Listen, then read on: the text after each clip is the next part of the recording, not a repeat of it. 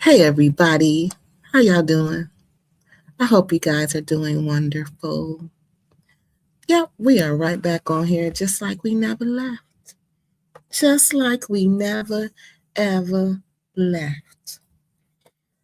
So, I hope y'all had a good day today.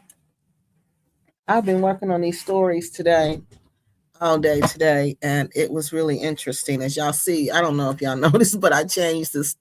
I have changed the story title. What this story was going to be about 3 times today. 3 times, because the more I got into the stories, the more like I try to do like what's going on now in the community. You see what I'm saying? I try to do issues that are impacting us right now, like the news. You know how the news brings us what's going on right now? That's what I try to do, bring what's going on right now in our community. Oh, I'm sorry, y'all. My shoulder. So I try to bring y'all that information, what's happening right now. So that's why I was going back and forth, because the issue with the Cebu village, okay, that is a pressing issue, because that is going on right now, because the judge ruled on that in 2025. I believe that's when they put the injunction down.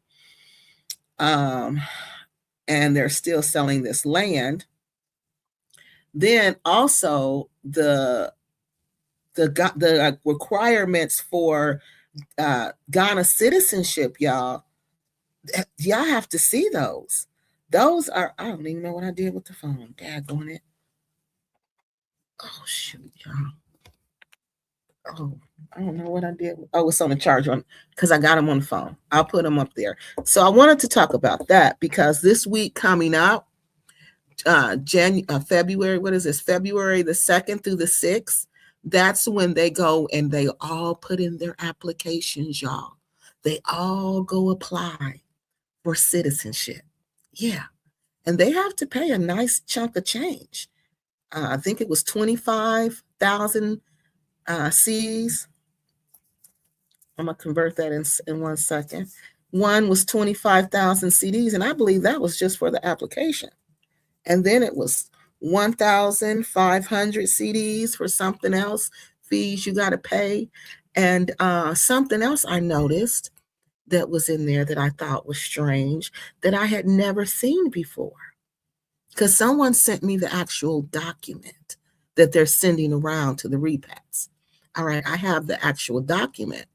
And it says you have to prove your Ghanaian descent. You have to have DNA Ghanaian descent. And I'm like, wow. I wonder how that's going to impact the passport grannies.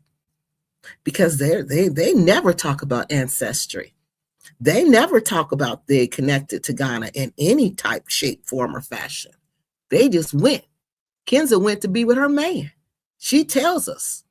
She been knowing him for a long time. She went to be with him. She invested everything she had. And now that ain't even on there about you investing. No, that's not even on there. The biggie on there is the Ghanaian citizenship. Yeah. How are a lot of them going to get past that? That's going to present as a problem. So we're going to go and talk about that. I want to get some more information about that.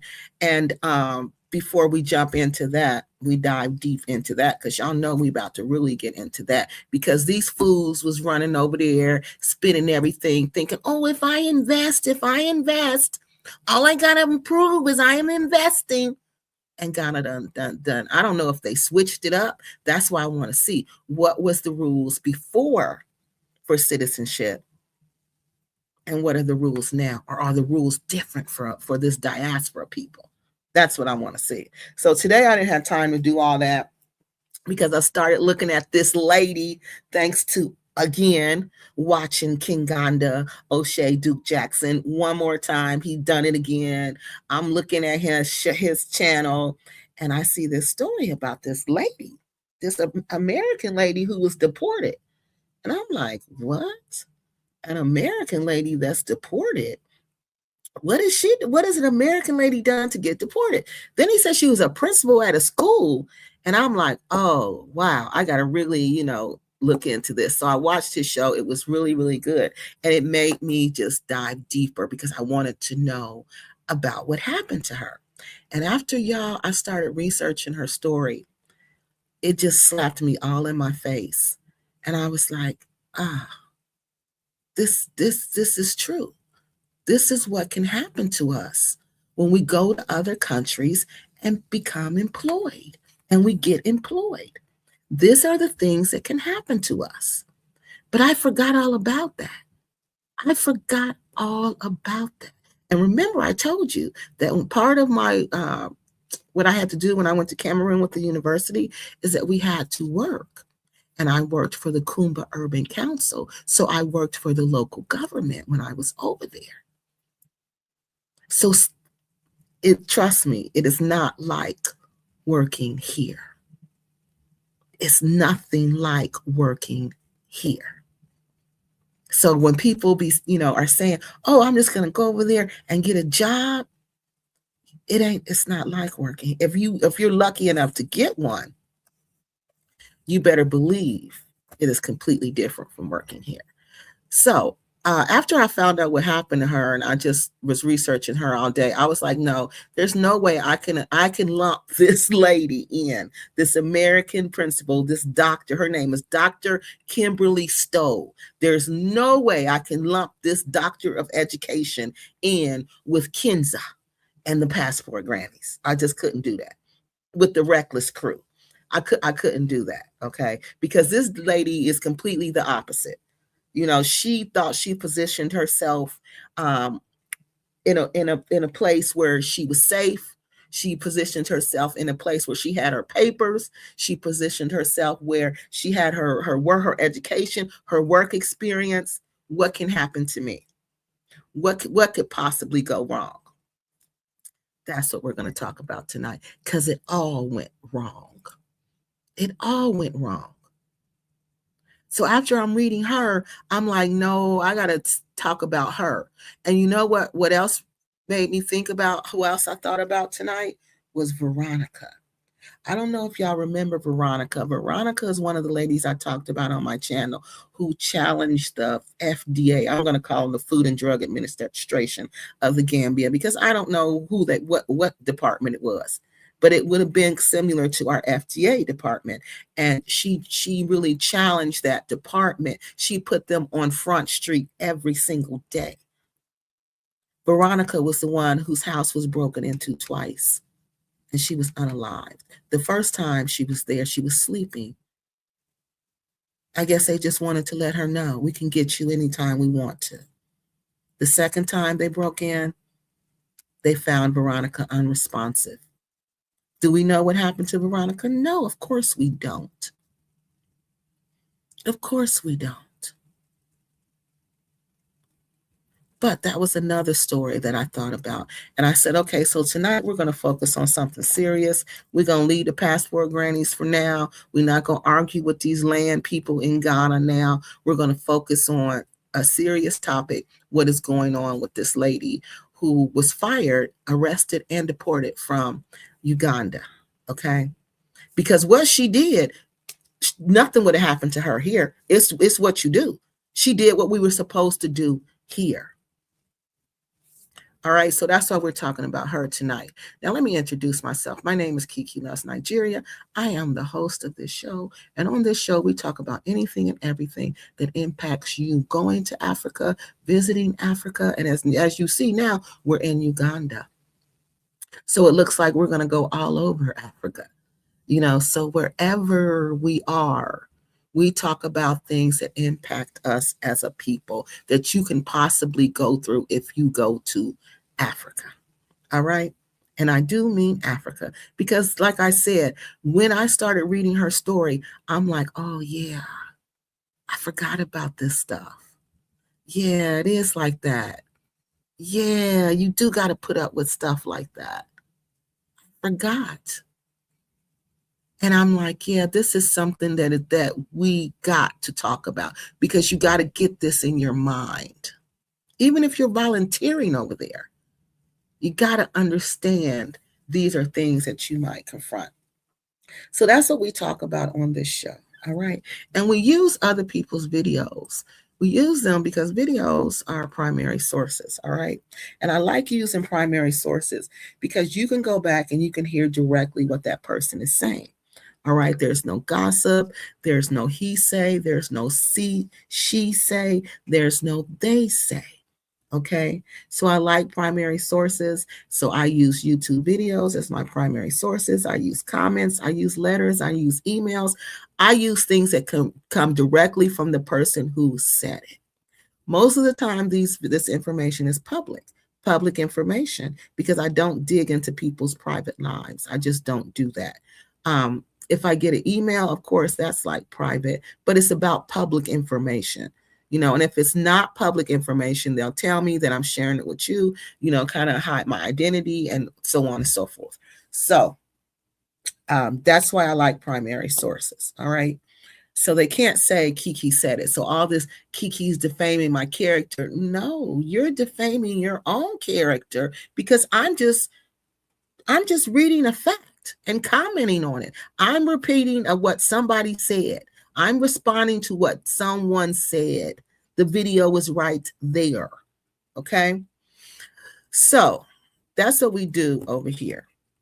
Now, tonight we are talking about when speaking gets you removed, because it got Kimberly removed and it got Veronica unalived. And I'm going to put her story in here and tell you a little bit about her also, for those who don't know.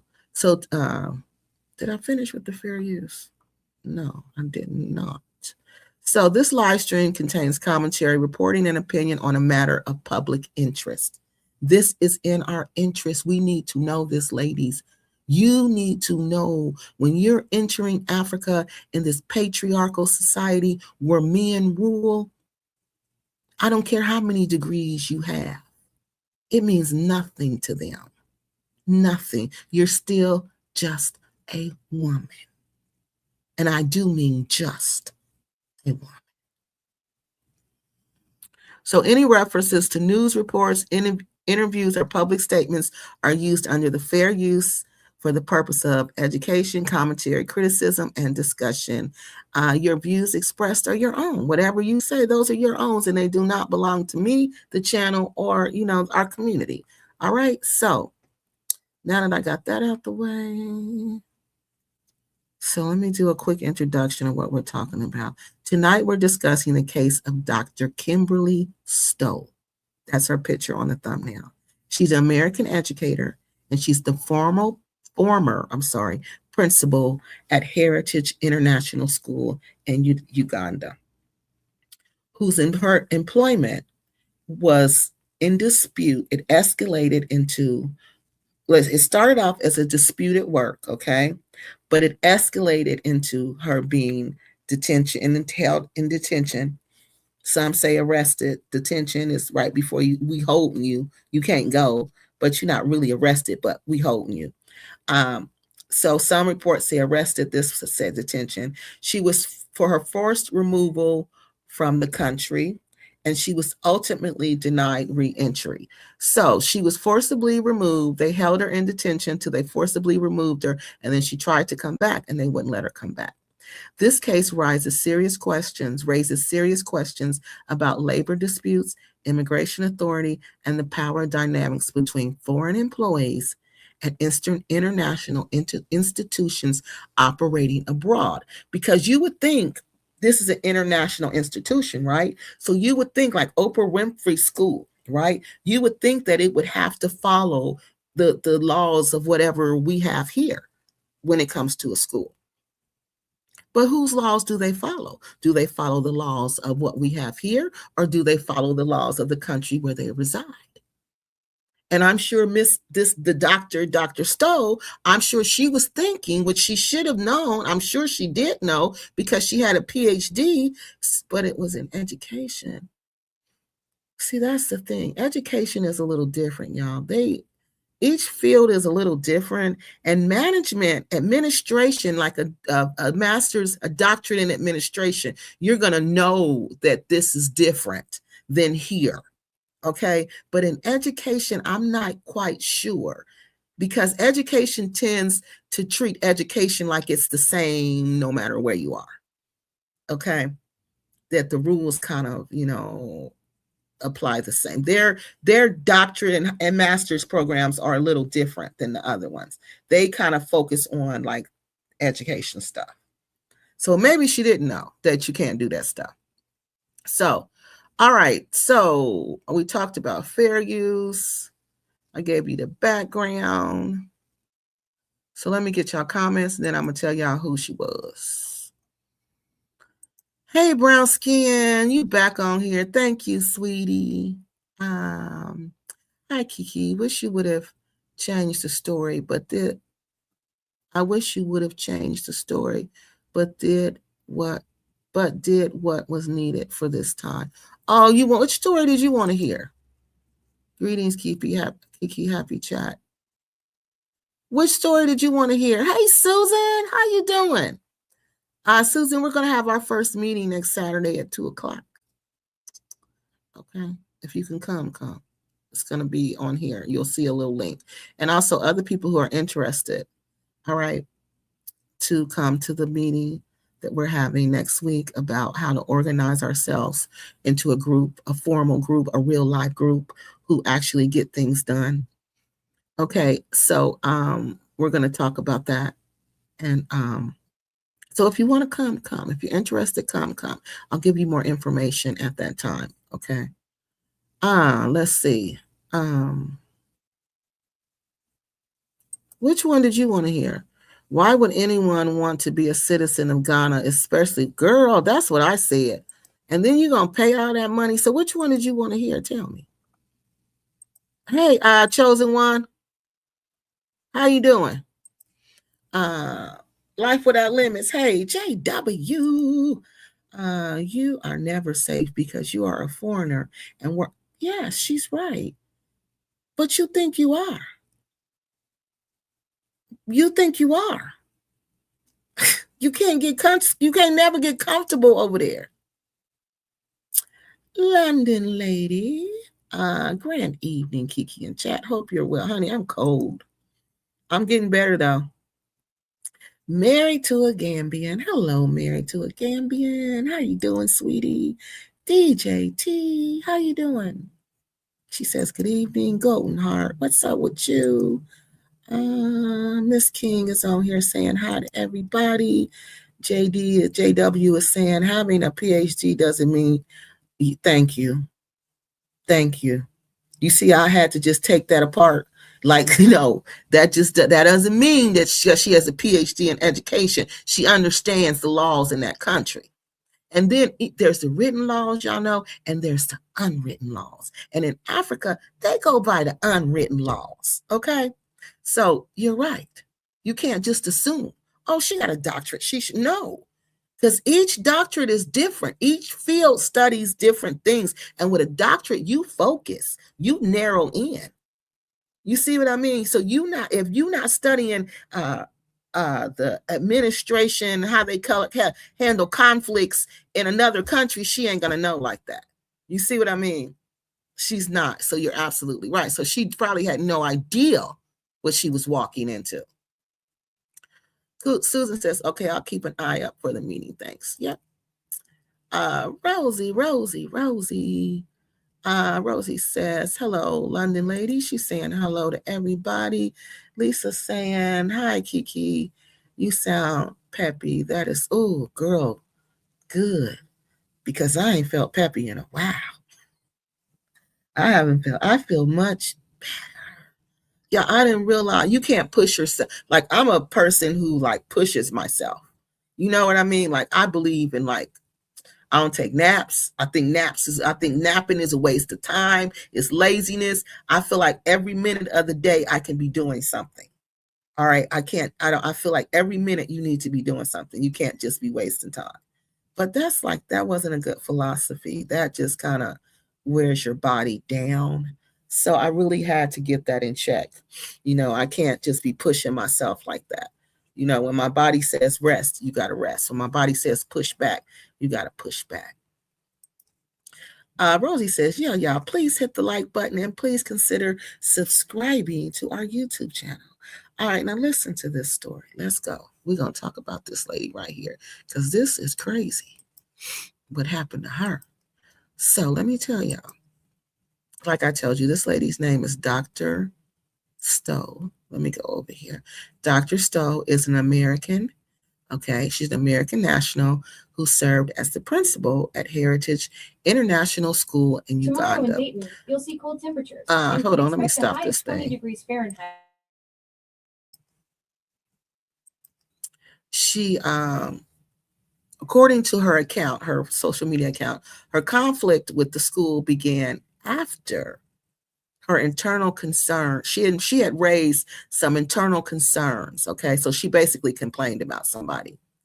And that's how everything started. So let me get over here. We're going to go into details.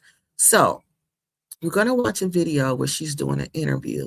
And in this interview, she's going to tell us about some things.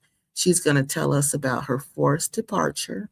All right, so Dr. Stowe says she was initially forced out of the Uganda. She said she was forced out of Uganda by immigration, okay? A move she claims was orchestrated by her former employer, Heritage International School. This is what she's saying in this interview.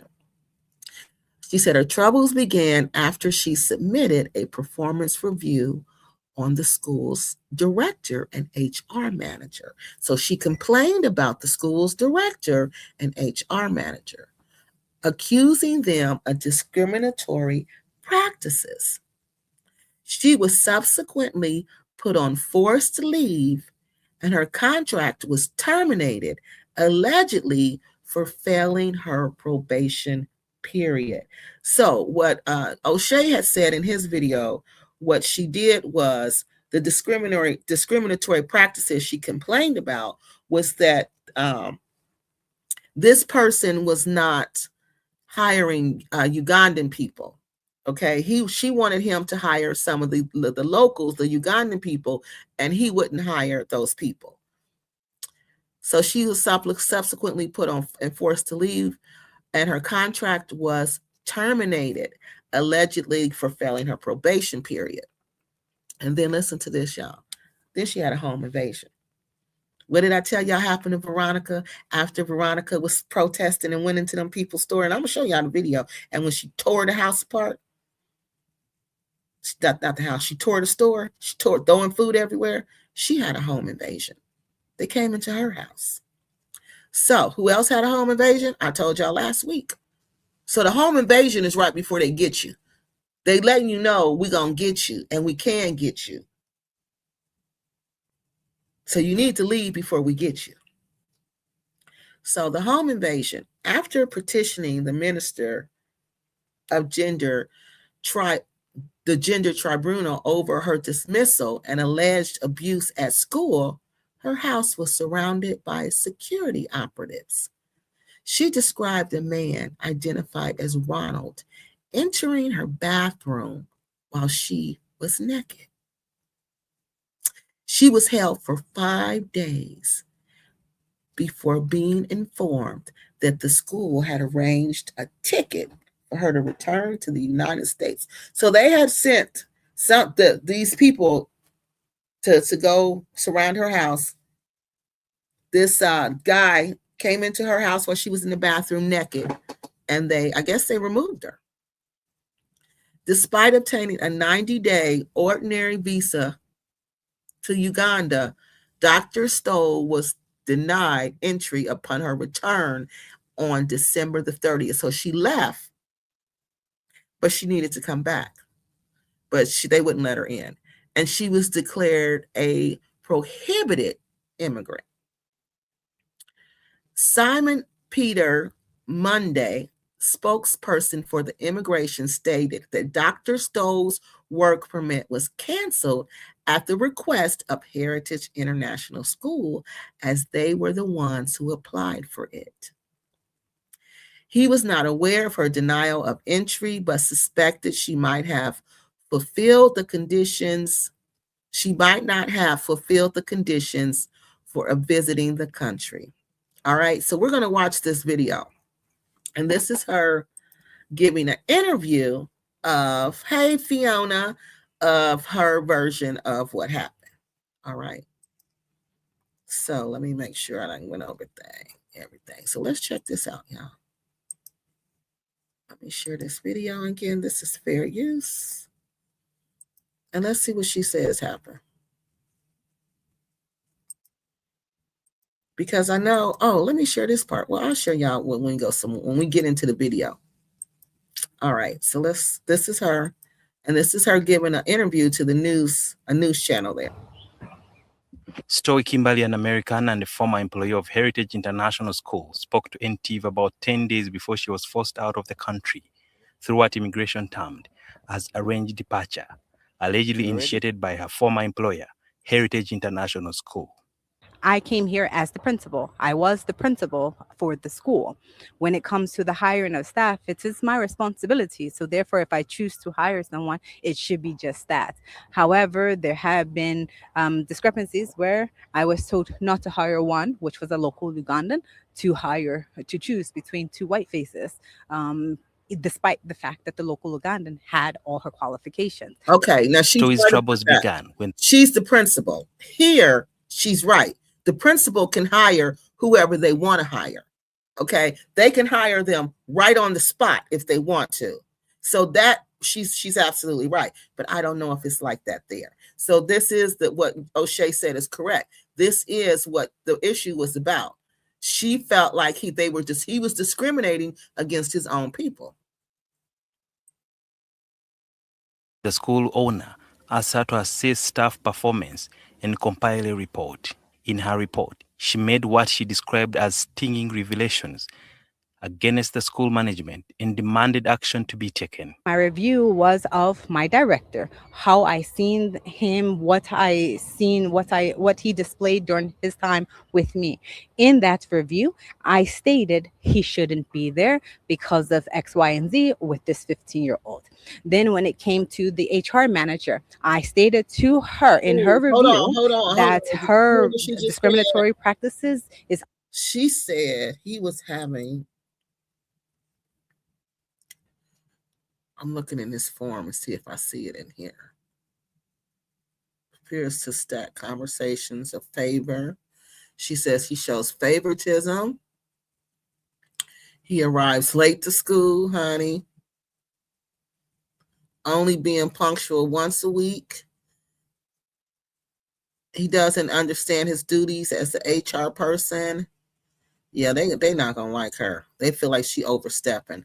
There are numerous instances where Tiffany appears to stack conversations and favors and leverage of private persons to gain upper hand.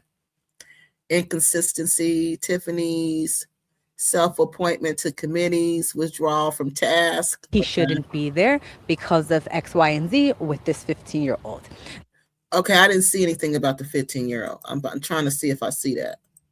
It don't look like it's in this. With this 15. So it says abuse of allegations of Tiffany using her position to target. Okay. Potentially undermine local male members in the PE team. The behavior raises ethical concern. Okay, it's not on this report they show. Then when it came to the HR manager, his time. So that is something though that she complained about, and she just said it, that it was a Canadian 15-year-old that he was allegedly involved with, and that was one of her big issues. Had a big issue, and when they saw that goes on in Africa, they just start getting in trouble. Art Kathy, remember? With me. In that review, I stated he shouldn't be there because of X, Y, and Z with this 15-year-old. Then when it came to the HR manager, I stated to her in her review that her discriminatory practices is unjust and should not continue in such a manner. Story says she put her job on the line as she continued to press management to act, but her pleas fell on deaf ears. Instead, The school took action against her by sending her on forced leave. Didn't you resume duty after 1 week? No, I wasn't able to go back there. The security guard told me that I wasn't supposed to go back to school. Remember, my home is paid for by my school, and my security is paid for by my school. The school later terminated her contract, claiming she had failed to pass her probation period, a decision she challenged. I came here May 20th, 24th. My first day was June 1. The letter came on the text message from WhatsApp. Look how much they was paying her in USDA. Oh, that was a lot. In Uganda? Oh, she was living well. Paid her gross salary was $5,900 a month. Her net salary was $3,500 a month. Mind you, it was never a letter. But that's for their here principal make way more than that. Don't let them people fool you talking about teachers and secondary school don't make money. Secondary school make more money than high schools. I mean, not high schools, than universities. Message, a text call from my director on October 18th. On December 18th, 2025, Stowe appeared before the Ministry of Gender Tribunal, which had petitioned over her dismissal in alleged cases of abuse at the school. When she returned home after the meeting, she says her house was surrounded by security operatives. By the time I could react, I had a man who was identified later as Ronald in my bathroom with me while I am naked trying to pull me out. I forcefully told him he must leave. She was held for 5 days before she was informed that the school had arranged a ticket for her to return to the United States. She instead traveled to China, where she spent her Christmas holidays. On December 23, 2025, Stowe paid $50 for a 90-day ordinary visa to Uganda, which was varied from the date of approval. The visa read, "We welcome you to the Pearl of Africa and enjoy your stay while in Uganda." She says she trusted what was written, only to get a shock of her life on December 30th when she traveled to Uganda. Upon landing at Entebbe International Airport, Stowe was denied entry and declared a prohibited immigrant. She stated that on their visa, they have a right to cancel your visa upon entry and deny you entry based on whatever reasoning they come up with. NTV also spoke to Simon Peter Mundei, the publicist for the immigrations. We went ahead and acted on the request, one by cancelling the work permit of Stowe Kimberly as requested by Heritage International School, because it is Heritage International School that applied for that permit for Stowe Kimberly. So having lost her job now, it was only in order that the employer now this man is one of the people, he's one of the people that she complained about. Of the same permit. We sought to establish whether immigration was siding with the owners of the school, whom Stowe accuses of various crimes, including discrimination, sexual assault, and abuse of office. Well, I do not know about her denial of entry to the country. I'll try to find out and see the reasons why she was denied. But my suspicion is that she could have not fulfilled the conditions of visiting the country. According to Stowe, immigration officers at Entebbe International Airport were aware of her case and made their decision based on guidance from top officials. It was not the first time that Kimberly Stowe was being abducted by the security operatives, and she had petitioned several agencies, including the Inspector General of Police, Ministry of Education, Gender and Immigration. She was making too much noise. They don't like women who run their mouth like that. They don't like women like this, okay? She was making way too much noise. When she saw it was going, let me make sure this mic is on. When she saw it was going left, she should have went right. It was so many signs. Yeah, she forgot where she was at. Poor baby. She forgot where she was at. This school has power over there, okay? This school has shut her down. She needs to just go and forget about it. It's over with that school. It's over with Uganda. She's not going back there at all. Over this very matter, with the denial by the immigration authorities for her to enter into the country, her pursuit for justice hangs in a balance. And critics are saying that this could set a precedent where some foreign employers, once they fall out with their employees, they could use this very method to get rid of these very victims who once called Uganda their home. Sudhir Ruhanga, NTV. Well, that's her side of the story. That's what she says happened. Now, when I look at her, listen to her story, I say, poor thing. She must have thought she was in America and she thought somebody cared.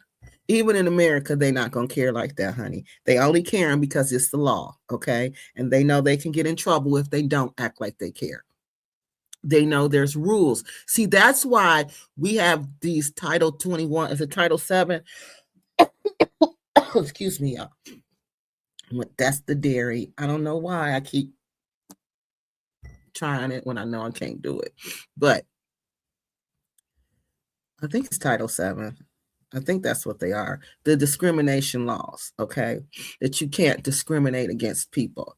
Those laws are there for a reason. They're not there because we just thought that was a good idea and we should do that. No, they're there for a reason because they know different people have different mindsets and different ways of thinking. So people are going to think differently. So some people will think, yes, this is the role for women. And yes, women should not speak. It was a time in our country when it was like that.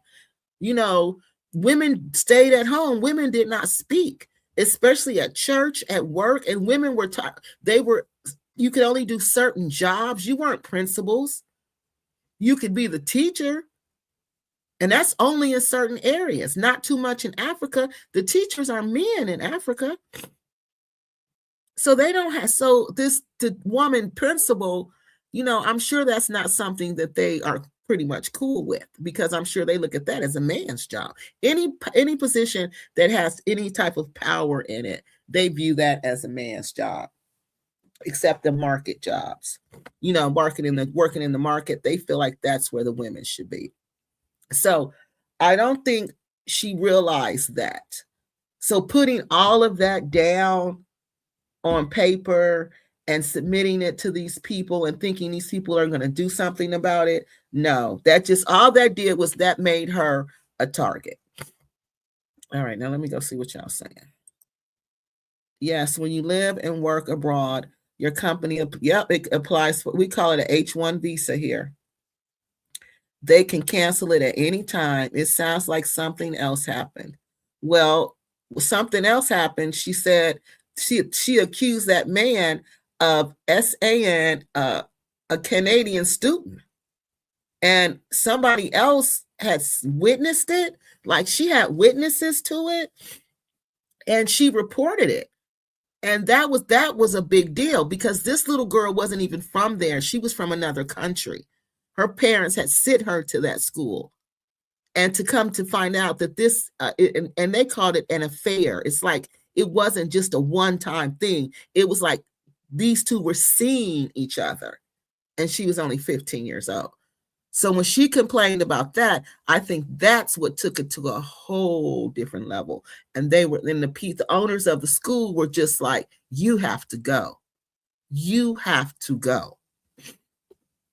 Because remember, the owners of the school, it's an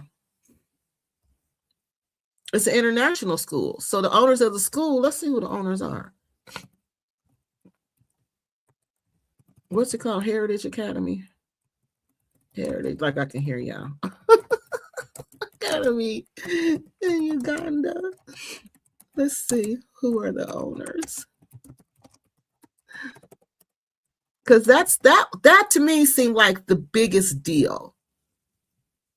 Heritage International School was established and is still overseen by a consortium.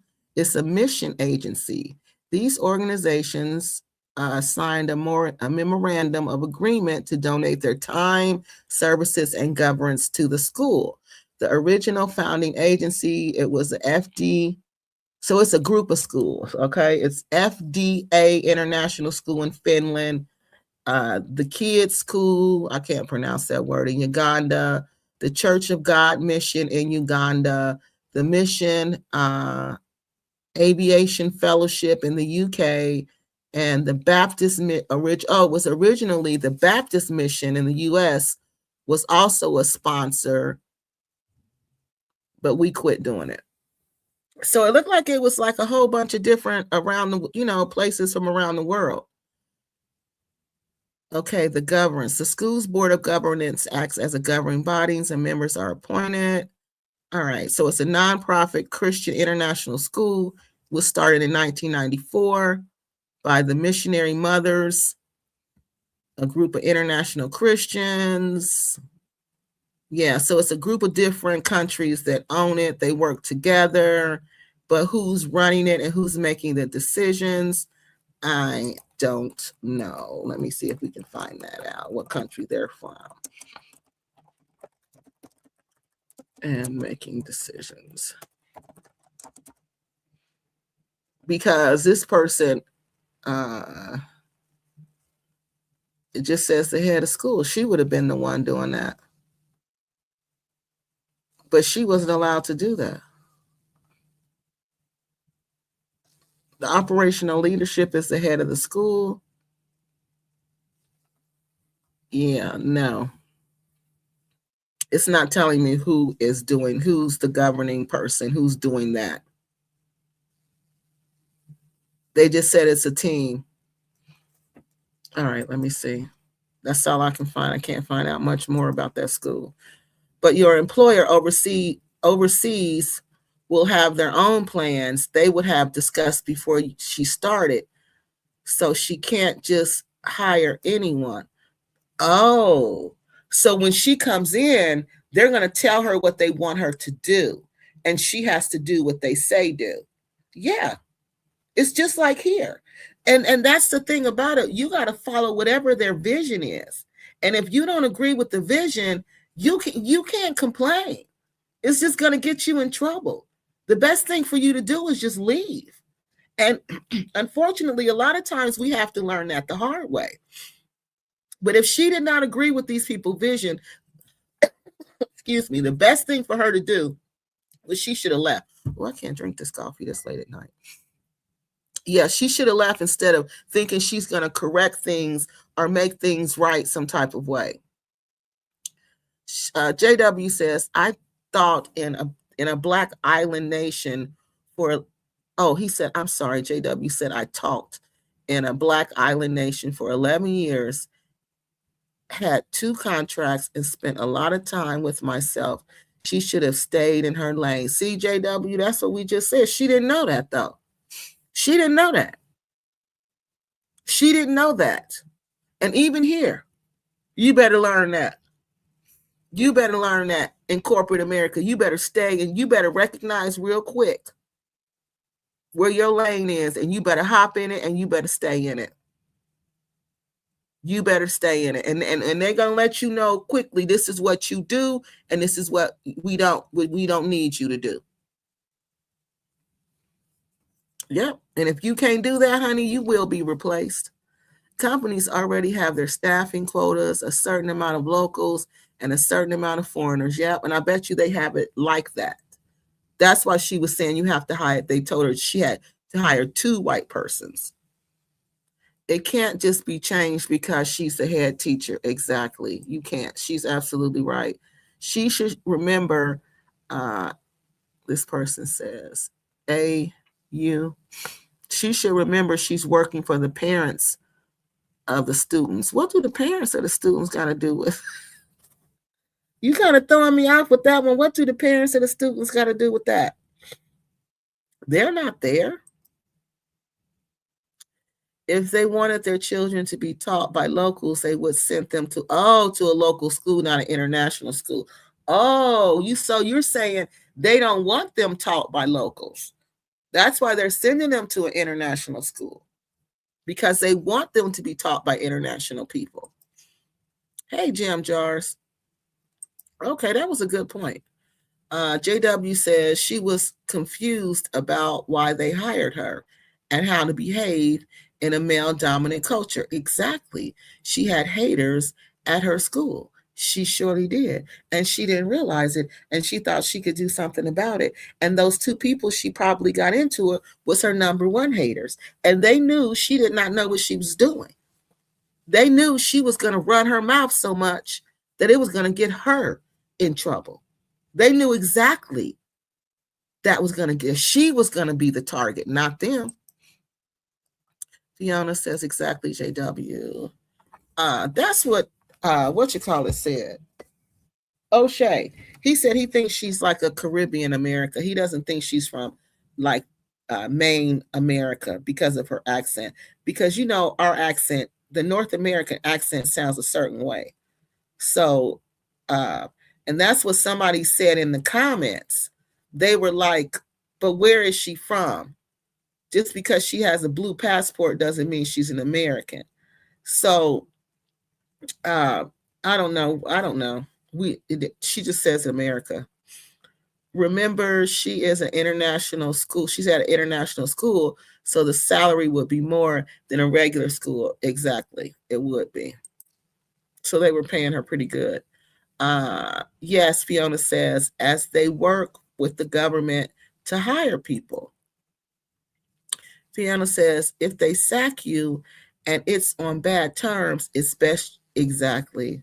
I agree with that, Fiona. If they sack you, it's better for you to leave because you have no reason to be there.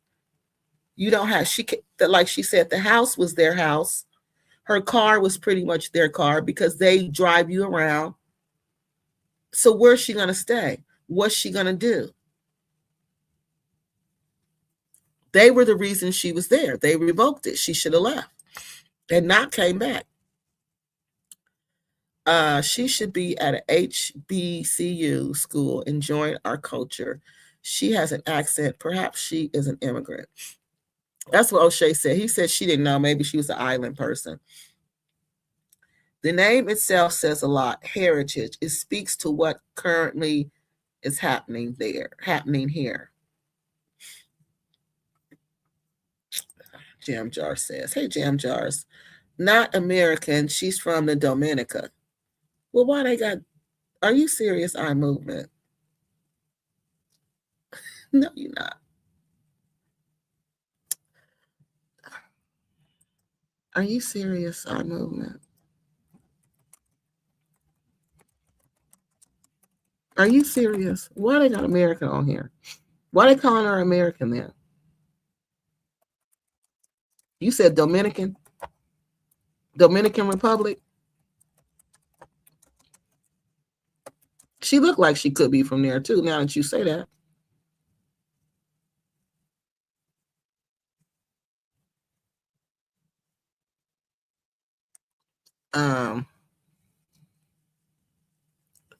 I don't think they know. They said they couldn't find out reliable information that she was from the Dominican. There's no public figure named that from the Dominican. Let me look again.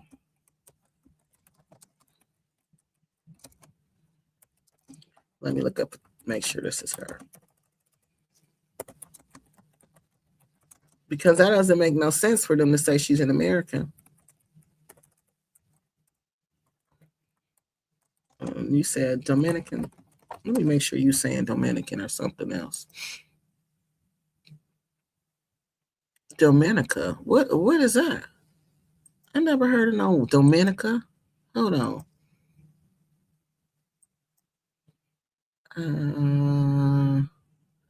They just says not a Dominican or from the Dominican Republic. They said she's not that. She's an American. from, let me try Dominica the way you spelled it. Dominica, is that what you said? Yeah, let me see the way you spelled it and see if it's coming up. No, they're just saying she's from here. That's it. She's from the United States. Nothing about that. No credible evidence. No. It just says American nationality. That's it. All right, let me get back over here. So that's what it's saying. It's just American nationality. But she has an accent, but I don't know. Whitey over black all over the place. Yep. Teachers usually are men and they are honored. Yes. So that's why I'm like, she's already in a field that's dominated by males. And she's in a role that's dominated by males. And I'm sure she's only the principal because it's an international school, so they want to hire someone more reflective of how they think internationally. So yeah, you have to remember all of that. How do they get in your room, house? And that was the thing, Yvonne, that we could never figure out. When Gambia was having all those break-ins, we did figure out that they have this chemical that they put on the bars and it melts the cement. It literally melts the cement. Because one of my friends, he's a YouTube person, Big John. Big John's house had got broken into. He could not figure out how they broke into the house. Okay, he said the bars were just like melted away, just melted away. It was like they got the window open because, for one, the windows didn't lock like we locked here. Some of the windows won't be locked or the locks will be broke. They'll melt the bars and get the bars down, and then they get in. But we don't know. Just like Veronica, she didn't know how they got in her house. She didn't know. And it was crazy because she said she was sleeping, and that's really scared her that somebody came in her house while she was sleeping. And a lot of them will say that they're sleeping. The one lady we did a story on here, my channel, she was robbed. Remember that lady who was robbed and stabbed in the head, and her grandbaby was there, and she was fighting the man? Y'all remember that? And then she showed her face. She went to a meeting to voice their concerns about, what was going on in the Gambia. Yeah. She didn't know how he got in her house. That's just crazy there. And the thing about it, when the houses that I stay in, when I go there, the security is so tight. So I don't understand how they getting in. There's a gate. There's a gate around the house. There's a gate door right there. After you go to that door, there's another door you got to go into. That door is a gate and it's locked. And then there's another door that you got to go to, and that door is a gate. And I mean, it's a regular door, but it's locked. So they got to come through the windows. So I always make sure, like wherever I stay, I go through the windows and I make sure that the windows is locked, because those windows are those sliding windows. And sometimes if they're not lined up right, they won't be locked. They'll be closed, but they won't be locked. So I don't know. That's the scary thing. How are they getting in? And remember, she said they wanted white over black, and she didn't like that. She didn't like that. And maybe, like somebody said, I forgot who said it on here, maybe that's what their parents wanted, because that's why their parents sent them to an international school. I don't know what that means. You have to something, I don't know. 2GB, I don't know what your name is, I'm sorry. In the country next to mine, the Hebrew American would have managed to put the offender in jail. Well, maybe they didn't want to put her in jail. I'm sure if they wanted to put her in jail, they could have. Yvonne says the 15 is an old lady. I think the age Oh, consent is not, oh my God. But they're right. They're right, because I think in Islam, if I'm wrong, y'all correct me, but I believe that like when she starts her cycle, that's when she's ready for marriage. So if you start your cycle at 9, I think, I'm not sure, but I think it's it's you're ready for marriage because you've entered puberty. You're ready to start having kids. And that's why you see such young marriages, because they back it up with their religion. But now, people are saying, no, but how do you stop that when it's their religion? So she's right. In that country, it's not like here. That person is considered grown, overgrown. She's absolutely right. Lisa says, so the owners don't want to address the note of the student at the school. No, they didn't investigate it. They didn't do anything. No, they did not do anything with that. They left that alone because they probably knew about it. They probably knew about it and was just leaving it there. You know what I mean? Well, again, this is alleged. We don't know. We don't know. So, no, we don't know. But we know there was no investigation. We know she was fired. Well, we don't know. I guess they said they were going to investigate. So maybe they investigated. We just don't know the results. Let's put it like that. Heritage International School said Dr. Kimberly's dismissal was due to her alleged failure to disclose, an illegal dispute with her. I read that. But they never said what the dispute was with her employer. Right. I read that. Did you see what the dispute was, though? Let's see if we can find that part. Because I was like, oh, okay, well, and remember, Fiona said there's more to it than that. Fiona said that. She said, no, something else happened. So what happened at the other school? Let's see. Dr. Stowe's other school she was fired from. School in Morocco. Let's see if we can find that and see if that's going to give us some more information. The statements defending her dismissal, she failed to disclose. It doesn't mean she was, okay, we don't know what she did. What was the act she failed to disclose?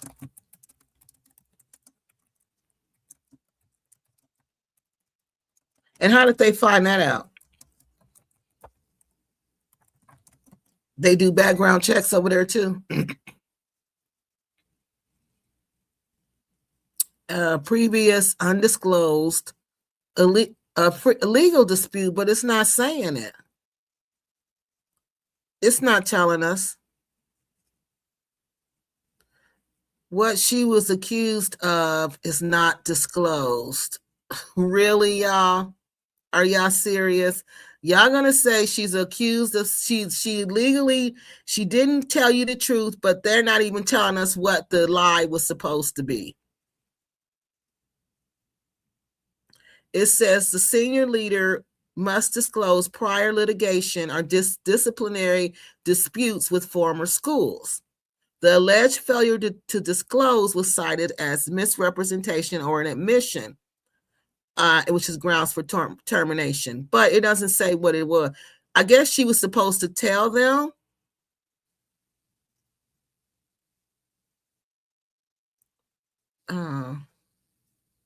But it's not saying what she did. I guess they didn't care what she did. She was supposed to still tell them. The act that she allegedly failed to disclose her prior illegal dispute. I'm sorry, her prior legal dispute with the school in Morocco. They said that was why they fired her. She was supposed to disclose that. I don't get that. I don't get how. So she's supposed to tell them, did she sign a non-disclosure? I wonder if she did that. Because if she signed a non-disclosure, she can't talk about it. Like when you sue some people, most of the time when you sue companies, they make you sign that. They make you sign a non-disclosure, which means you don't tell people why you got sued by, that you sued them and you won the money against them. But I don't know if she signed that. I don't even know what she did.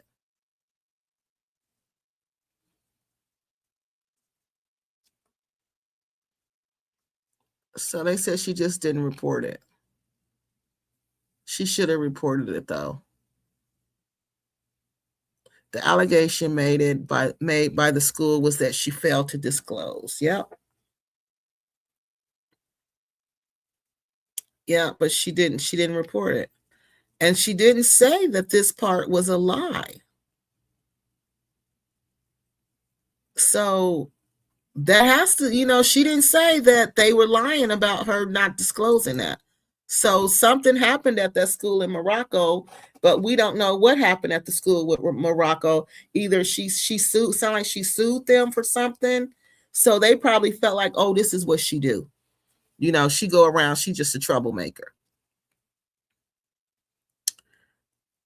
Yes, you're right. Multimillionaire Mindset says that these stories need to be highlighted to remove romanticization, because you're so right.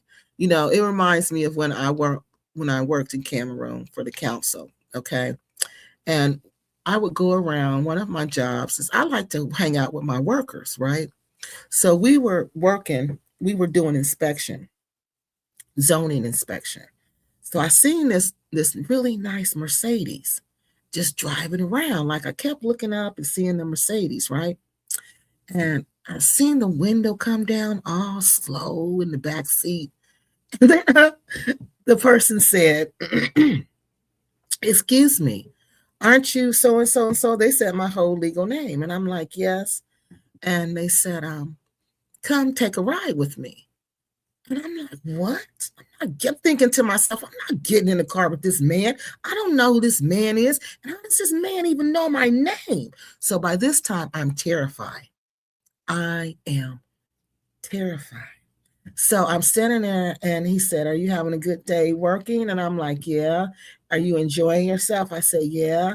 So, but sweat is like pouring down my face, y'all, because I'm standing down in the sun.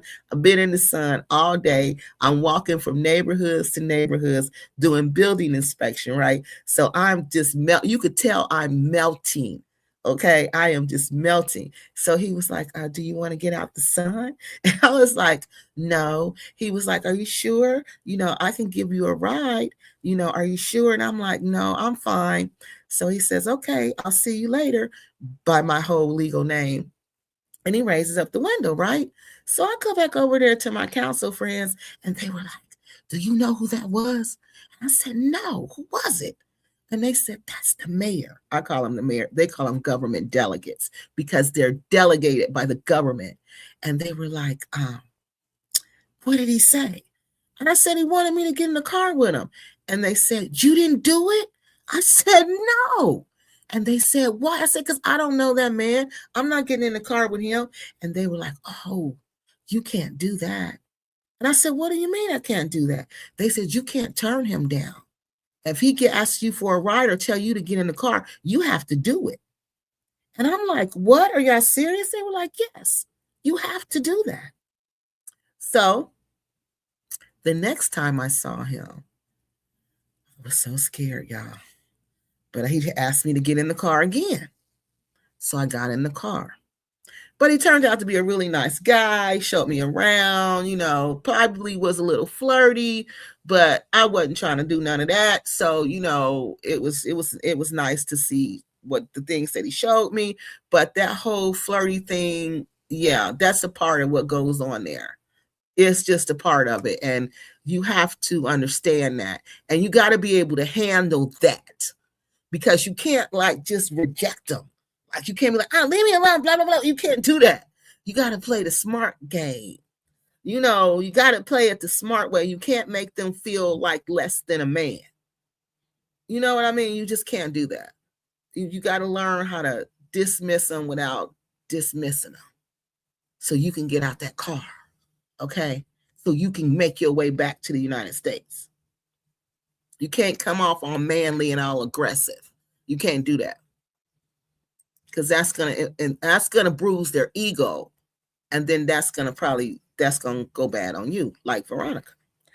The local kids do not attend the international schools because the tuition is much more than a local family could afford. The parents are foreigners. Oh, so these are foreign kids. Wow. I told you they said it was a Canadian little girl. So the Canadian girl parents were working in the country. I wonder if the parents knew. Rosie says HBCUs are excellent. iMovement says, yes, I spoke to her. You spoke to who? Who you speak to, iMovement? iMovement says, she lives in, you spoke to Dr. Lady? Oh, so you spoke to the Dr. Lady. So she says she's from this Dominica Island. Okay. All right. So maybe she just saying that. The natural island, Dominica. That sounds pretty. This sounds like a really nice place. Dominican Republic and Dominica are two different islands. Thank you, Multi-Milk, because I was getting them confused. Dominica sounds like a pretty place, though. It sounds like a real small island. Oh, okay. So it's two this. Okay, so happy paddle time. How you doing, sweetie? Truth is that Black Americans are not really welcome in Africa. Welcome home, my brother. Yeah, he's right. And they don't like when you be taking their jobs like that. No, they don't like that. In plain English, that means, do you have money for me? Nope. And he's right. He's right. Because that's exactly what this is all turning out to be. And it's so sad. It's just so sad because it didn't turn out to be like that to us. It didn't start out like that for us. You know, we really thought we was doing something. You know, we really thought we was making a difference. We really thought we was changing things. Until we got over there and see, oh, y'all not about this. Y'all just want to play games with us. You know, y'all just want us to spend our money and spin us in circles. This ain't about no nationality. This ain't about becoming one people. This ain't about fixing the wrongs of the past. This is about us making as much money as you possibly can. That's what this is about. Dominica. Okay, thank you. Dominica. Okay, thank you. Kiyomi, stop. Oh, you spoke to who? Yes. Tell me, who did you speak to yesterday in the chat? The lady, she was in the chat. What chat was she in? Susan says, Dominica, there's 2 different country flags. Okay, they're in the Caribbean. Okay. Whatever happened to the AA brother who's lost Who lost a lot of blood in the game? Which one are you talking about? Kiyomi. Who is the AA brother who lost a lot of blood in the Gambia? She probably got American citizenship. Or that was an island that we owned. It could have been a territory that we own. It could have been one of them territories. I think we have 7 territories. Okay, let me see if that's a territory. Listen to my dog. Oh my God. She over here snoring so loud.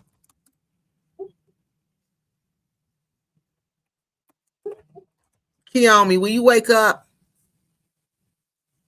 She done ate, honey. Now she ready to go. She done over here knocked out.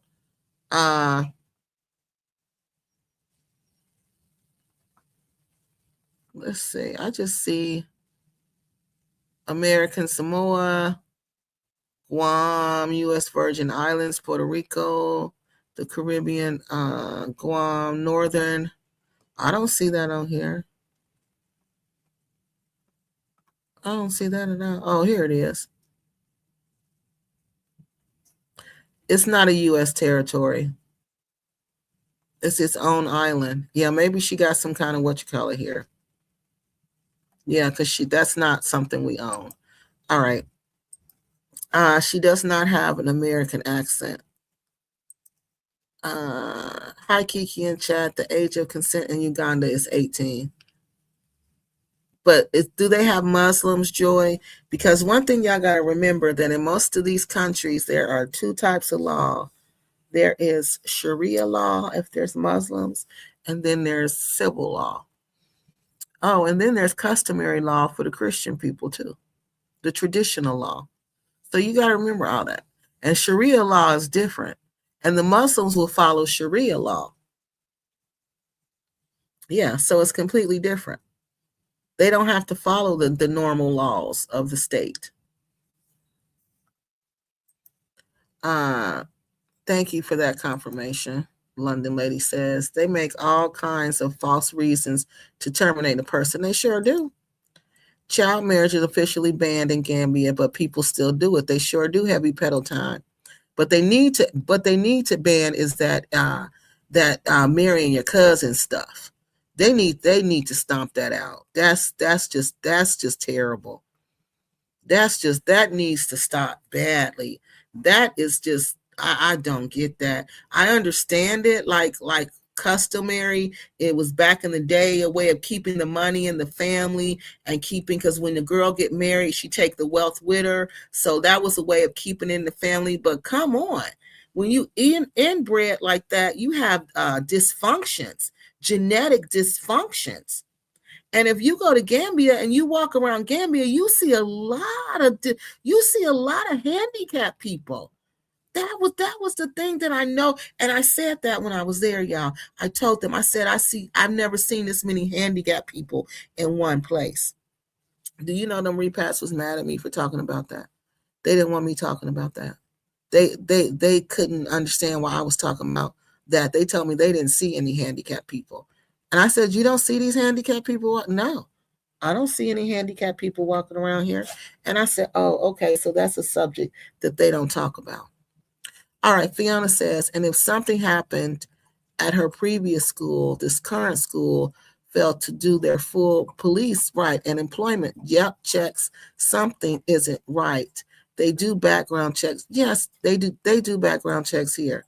So she's absolutely right. They're going to find that out. But just like that principal in Iowa, he was a criminal, and they said they didn't know none of that. But you know what happened here?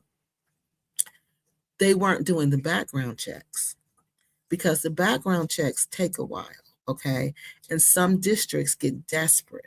They don't want to wait. So they'll hire the person and they won't do the background checks. So some districts were not doing background checks, all right?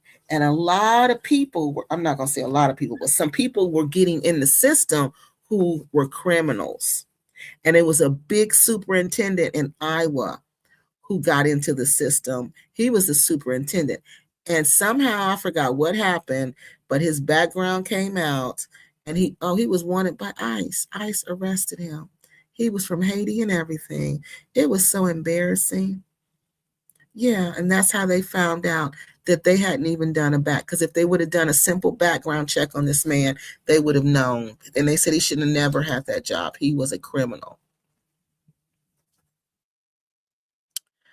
As London Lady says, sounds like these schools are a bit iffy. Yeah, when investigating, they are. That's why now here in my state, they like all of the applications have to go through the Office of Professional Conduct, and they do the background check. They make sure the background check is done because they weren't doing them. They were letting people slide. It's called a settlement agreement, London Lady says. Unfortunately, Jay Nice says some nonprofit organizations really only care about money.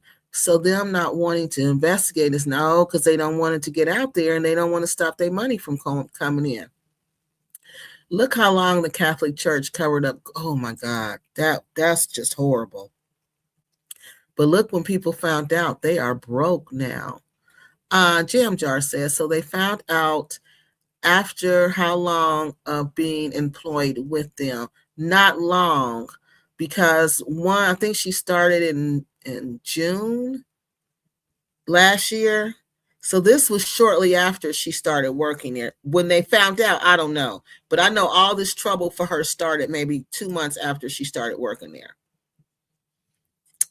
Jack Black says, no, a school principal generally cannot hire any employee they choose. While principals often lead the interview process, hiring decisions are typically centralized with the school's district's human.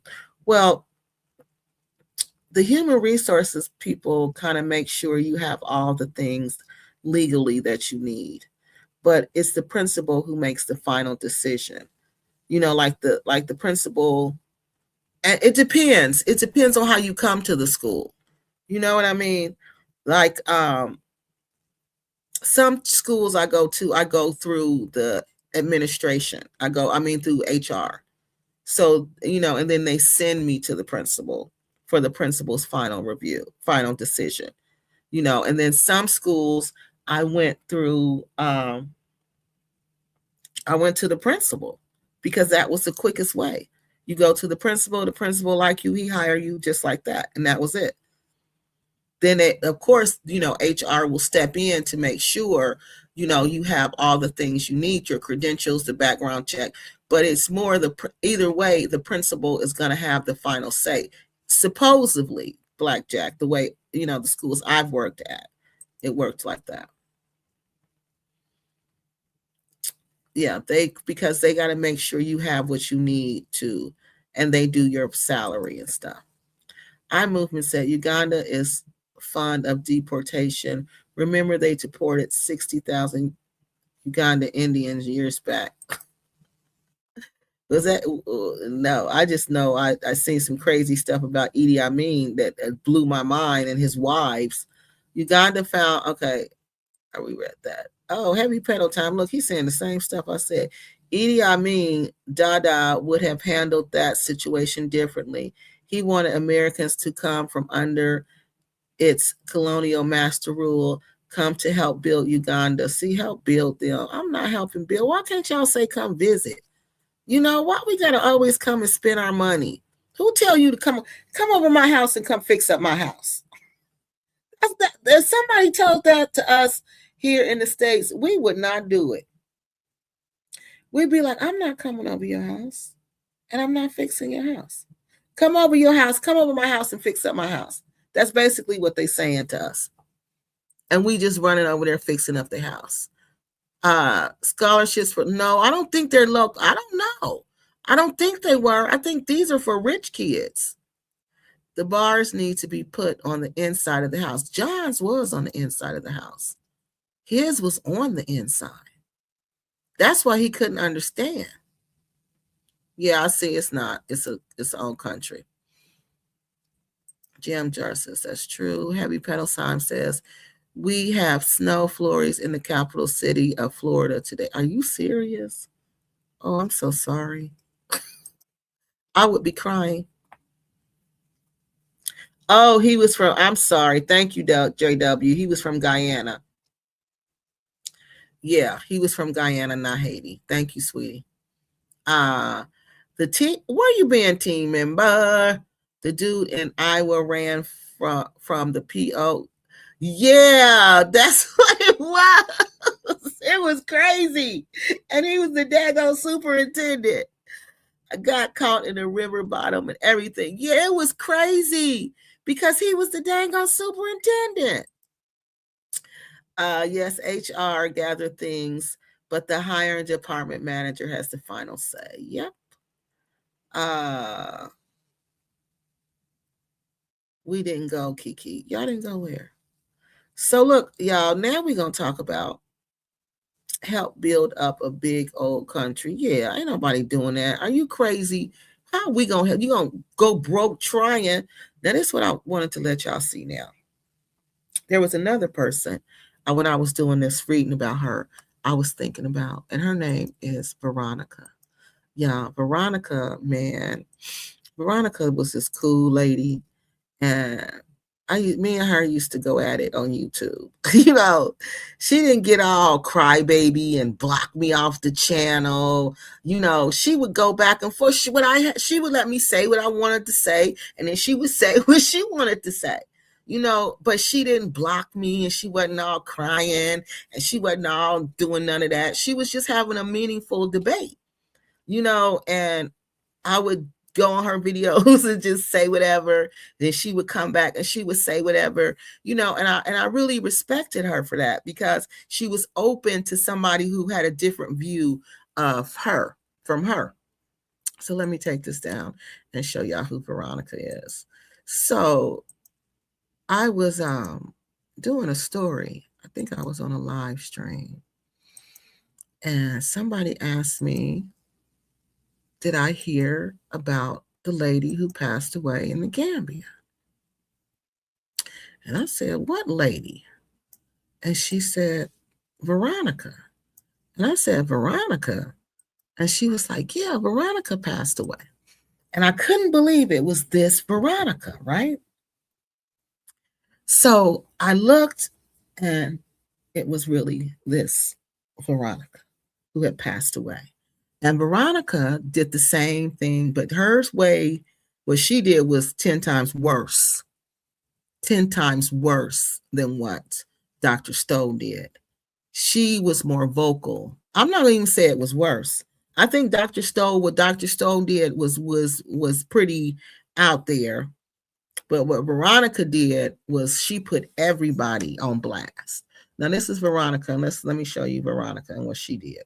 Early in the morning, brought everything over, the food and everything. So I couldn't believe how much mucus came out. This is just her talking about this little boyfriend she had. If y'all want to know about this story, honey, y'all got to go through the channel. Veronica's story was a good story. I miss this lady. I just, you know, because telling these stories, I get to know these people, and I just really miss Veronica. She seemed like she was a cool, fun person. He's going to be at his business on the second day, and he didn't even show up. His own business, Jack's Corner. Didn't show up. If you have a business and you say you're going to do something, what's the big deal? Why don't you do it? It's on the second day, and he didn't even show up. His own business, Jack's Corner. So this is she talking about the school she was helping. If you have a business. And she was starting this business where she could, it was like a Better Business Bureau of Gambia. It was pretty much like that, okay? Where if you would go, you could go to these businesses that she recommended. Go and find a good business in the Gambia. She would vet these organizations and these businesses before she would include them in this database. So once you've been vetted, you'd go in this database, and then you'd be a part of her organization, and she would show you to good business. She would recommend you for business with different repats and different people in the Gambia. Here in the Gambia, we can now decide on who we do business with. We want to do business with bad people, bad businesses, or good ones. I've decided that I'm going to do business with good companies that deliver on their promise. And I know that there's so many like me that's getting so sick and tired of doing business with companies that say they're going to do something and they don't. They have excuses why they don't do business. Well, and the first place she started to guarantee that you would receive good business, good customer service, and foods that were not spoiled or outdated or expired. She started with the grocery stores. She started with the grocery stores in the Gambia. So let's take a ride with Veronica and see how she starts her mission for safe foods. It's Wednesday, right? Wednesday, the 7th, I believe it is. So I'm taking transport. What it is somebody has a truck and let me hop on the back. So what's going to happen right now, I'm going to a grocery store that's selling food that's expired, selling food and meat that they just put in the freezer without even it being wrapped. That's a no here in the Gambia. You cannot sell us food that's expired. You cannot sell us food that's no good. So I'm going to go to this grocery store. Whoa. All right, let me go to this grocery store, the supermarket they call them here, and we're gonna pull all this shit out of their freezers, and we're gonna stop this. You can't sell our people any damn thing. We're Africans, and y'all can't sell us bad food. It ain't gonna happen. So anyway, I'm on my way up there. Stay tuned. We're finna do this. All right. Now remember, Veronica is not representing any governmental entity in the Gambia. Okay? She's Right. not She's just doing representing this on any her own. government. So look, she's just doing this on her own. Okay. That's why my mind was blown. Because she's just going around to these stores on her own, looking at the label. Now I look at the labels when I go to the store, but if I don't want it, I just put it back on the shelf, honey, and I smile and I just walk up out that store. I don't stop to tell them why I don't want it. Just like when I was in, I went to what was it? The African Queen restaurant. Yeah, that was nasty. So I went there and it wasn't good at all. So I got up and I was leaving. We were leaving, and I didn't eat my food at all. So the little boy who was waiting on us, he asked me, why didn't I eat my food? And he said, you didn't like it? I said, oh, I liked it. Everybody was looking to see what I was going to say. And I said, oh, I liked it. It was good.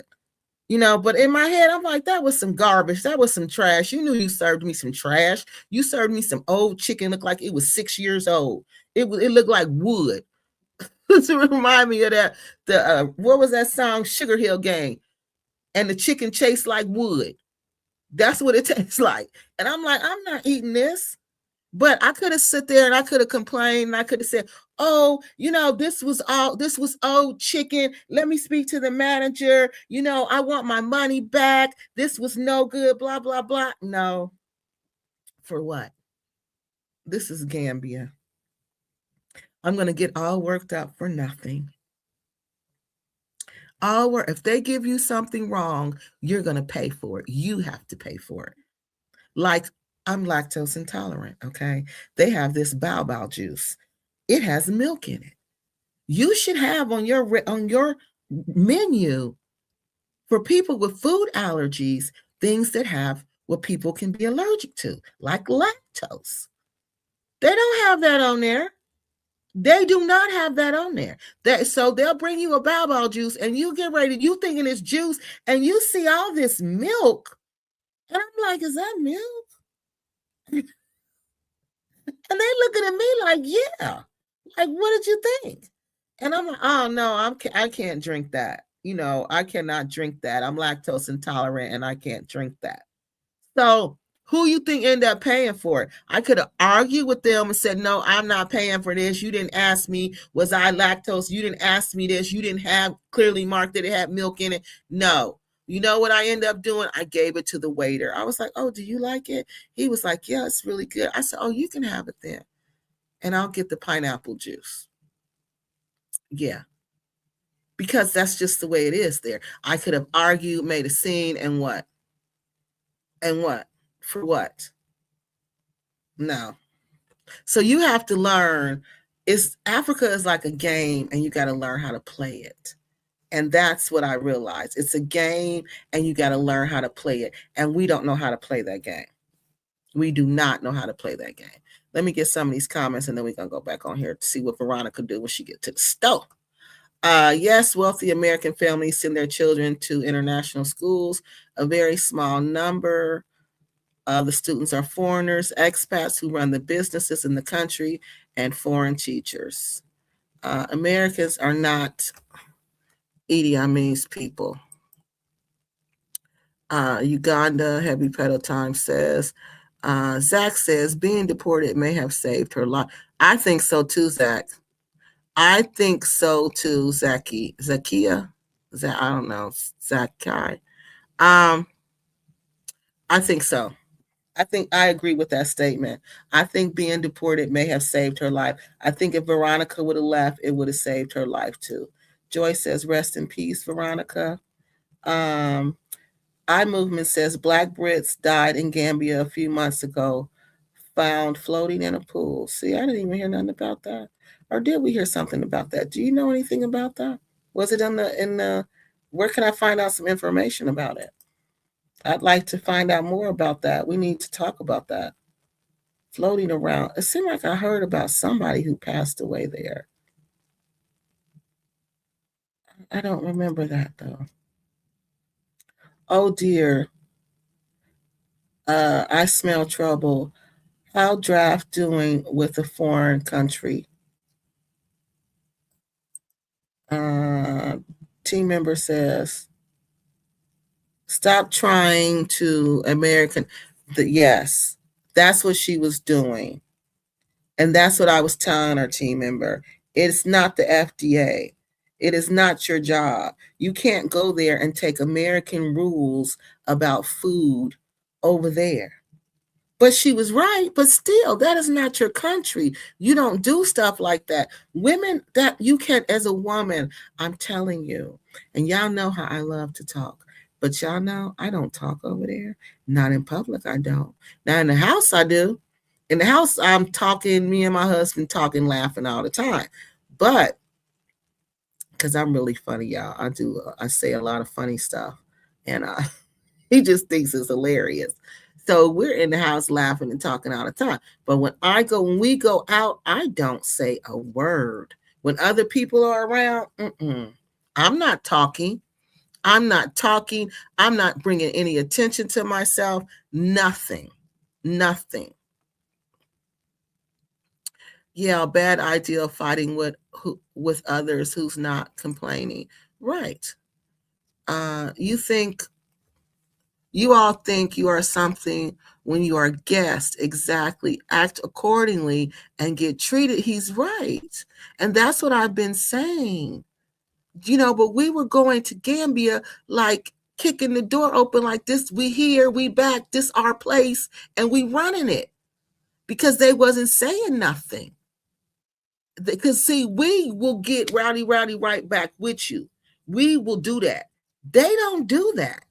They don't get all up in your face and get rowdy and about it. The Nigerians will do that. The Nigerians have no problem with that. But Gambians, no. They just gonna smile and not say nothing. But you better believe they're gonna get you. They're gonna get you. One way or another, they're gonna get you. So just because they weren't saying anything didn't mean it was okay. And that's what we tend to think, oh, they're docile because they're just smiling. No, those are the people, the people you really got to look out for. Those are the people you really got to look out for. And we just went over there just with this gangbusters attitude like we was running a country. And man, look what happened to us. I don't understand if you go to these different countries acting a fool, they will find you unalive, and they did. Africa is not America. You can't expect what they have in America. Please cook at home. And even when you cook at home, you got to get the food. And that's what she's talking about. You got to get the food. And you got to go to these stores. And they know you're desperate because you're from another country and you can't find the stuff you need. So you're forced to go to these stores. Like after a while, you can't buy. Like this time when I went to Gambia, I swear, I could not buy food on the street. Normally, I could buy fish, I could buy vegetables, but for some reason it was really hot this year there, and like the fruit didn't taste right. Happy Pedal Time, did you notice that? No, that was last year, not this year. Last summer, the fruit was really hot. Like when I would get it, it would be like it was dried up. It wasn't good because it had been in the sun all day. And then, the fish, you really couldn't get there was only certain types of fish you could get unless you went to the Tangi market. After a while, we had to literally start going to Tangi to get the fish. And you can't stock up on it because the lights go out every daggone day. So you can't stock up on the fish and put it in the freezer. No. So we had to go there every day to get fresh fish. Well, some days I don't feel like doing that. I don't feel like doing that. So we go to this little store to try to get stuff there. And that was too much. And we do cook at home. But like I'm telling you, it's not like here. It's not easy to go find the food you need. It's not easy to go find the stuff you need. You got to take it. You got to take your seasoning. You got to take your flour. Like the flour we use there, that you can't find that there. If you want to bake, like I want to make biscuits there. I couldn't find self-rising flour. I think I finally found self-rising flour, but I couldn't find self-rising meal, cornmeal. So I couldn't find that. And it was something else. Little things, little like seasoning things. So these are things you have to bring, or you're not going to find them. And if you do find them, they're extremely expensive. Extremely expensive. And you do have to check the labels, because I would see things in there where the labels were outdated. And I guess what I would do, I would put it down. And you know what else they do? All the stuff with high fructose corn syrup that we had here and we stopped using it, they sent it all to Africa. So everything you pick up there has high fructose corn syrup in it. Do you know how many times I had and how many places we had to drive for me to find something to drink? Because I refuse to drink that. I can't drink it. It's too sweet. It's disgusting. But all their drinks have that in there. All their juices, supposed to be fresh juice. Look on the back, high fructose corn syrup. It was so bad I had to teach my husband, look for that. Look in the label. I taught him how to read the label. I'm like, read the label, baby. If you see high fructose corn syrup, no. I said, that's nothing but sugar. I can't drink that. Yeah, that's what they do. Everything they send it that we don't want no more, they send it over there. That we don't use anymore, they send it over there. And she had a point, but that just wasn't our fight to fight. You have to fight your fight. You know what I mean? You have to choose your fight. What is your fight? You can't fight other people's fights. We need to visit these countries, drink coconut water. She said, when we need to visit these countries, drink coconut water, and mind our business, Fiona says. They don't pay us to visit their countries to critique what they do. She's absolutely right, and we need to stop that. We just need to stop that. And that was the whole thing I was noticing about these Gambian repats. They was just doing the most. Uganda is not West Africa, and it's safe. Just mind your own business. Well, West Africa is safe too. What do you mean? Uganda is probably about as safe as West Africa. They're all about the same. So no, I'm not buying that. I'm not buying you. After them documentaries I just saw about what Idi Amin was doing to his wives, you want me to believe Uganda is safer than West Africa? Goodbye. I'm sorry. I'm not taking that. Does that Passat? I had a Passat. No, that's a Volvo. I'm sorry. No, I never had Volvo. Eye movement, Michael Clark from what? Who is Michael Clark from Yorkshire? Who is that? Who is Michael Clark from Yorkshire, y'all? Let's glorify minding our own business. Thank you.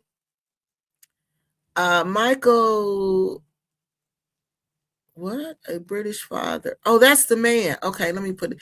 You know what? I did hear about this person. Okay, let me write it down so I can see what I can find out and do a story on him. I actually think Kwesi wrote me about this person. Yeah, I think he wrote me about this guy. Or either, it's Val. Wait a minute. What's his name, Val? Okay. All right. On December, swimming in the pool in the Nassau Beach Hotel in Kololi. Well, you know what they told me? We went through Kololi. They said you don't go to Kololi. There's a lot of illegal substances in Kololi, and you got to be careful in Kololi. Well, we mentioned this on the channel. I remember this because we was talking about the hotel. Somebody had passed away at a hotel.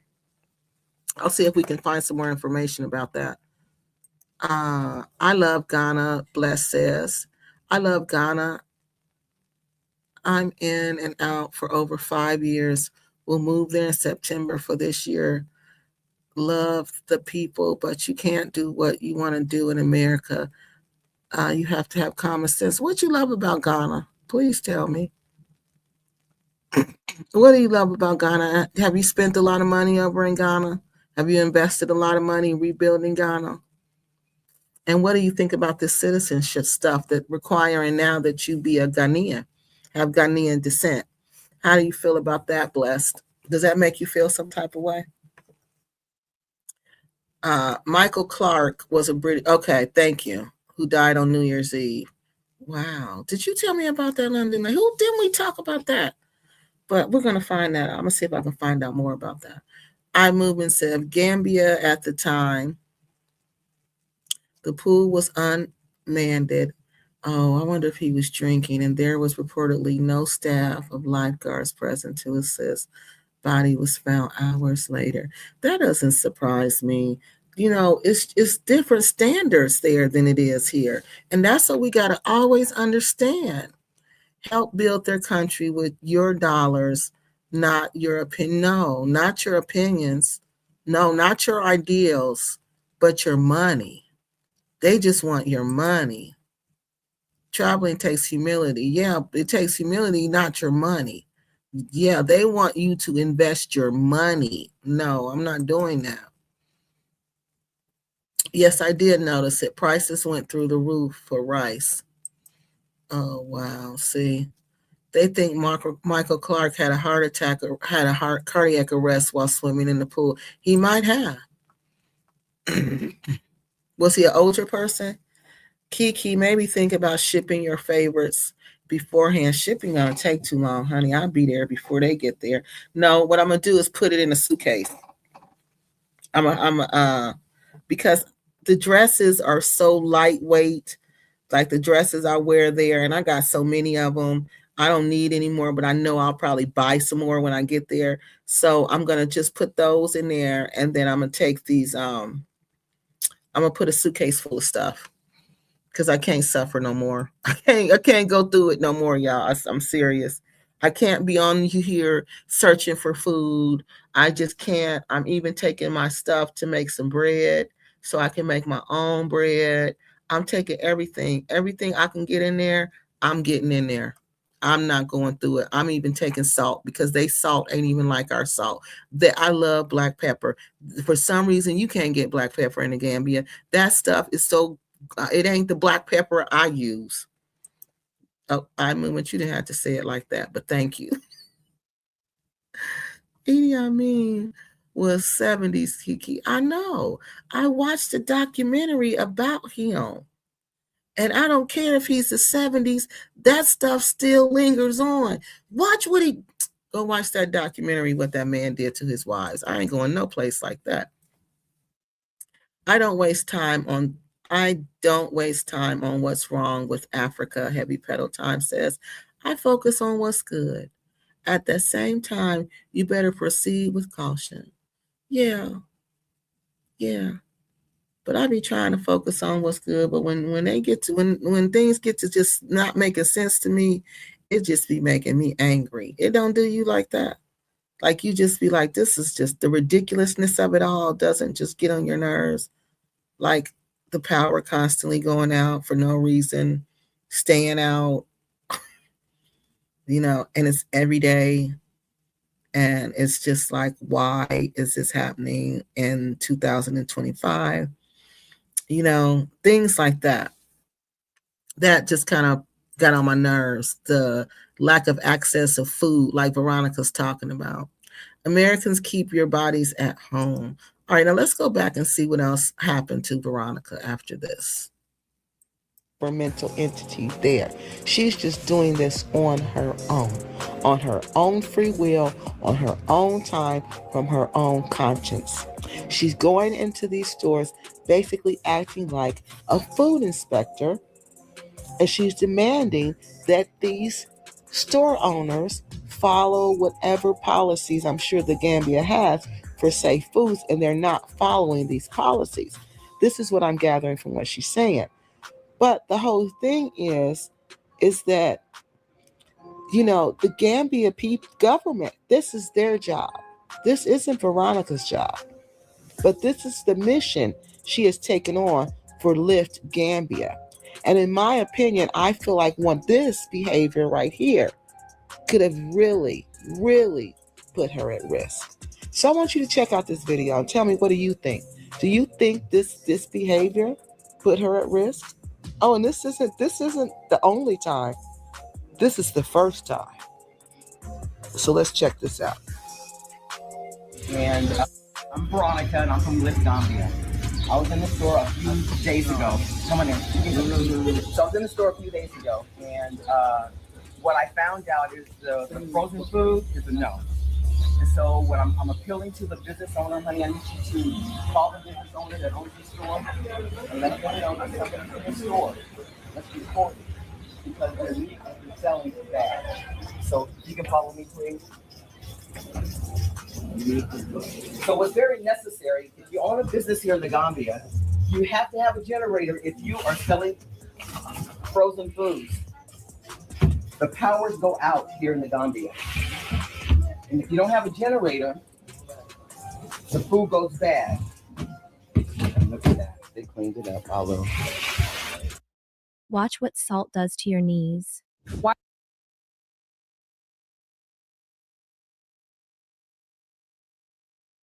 there it is.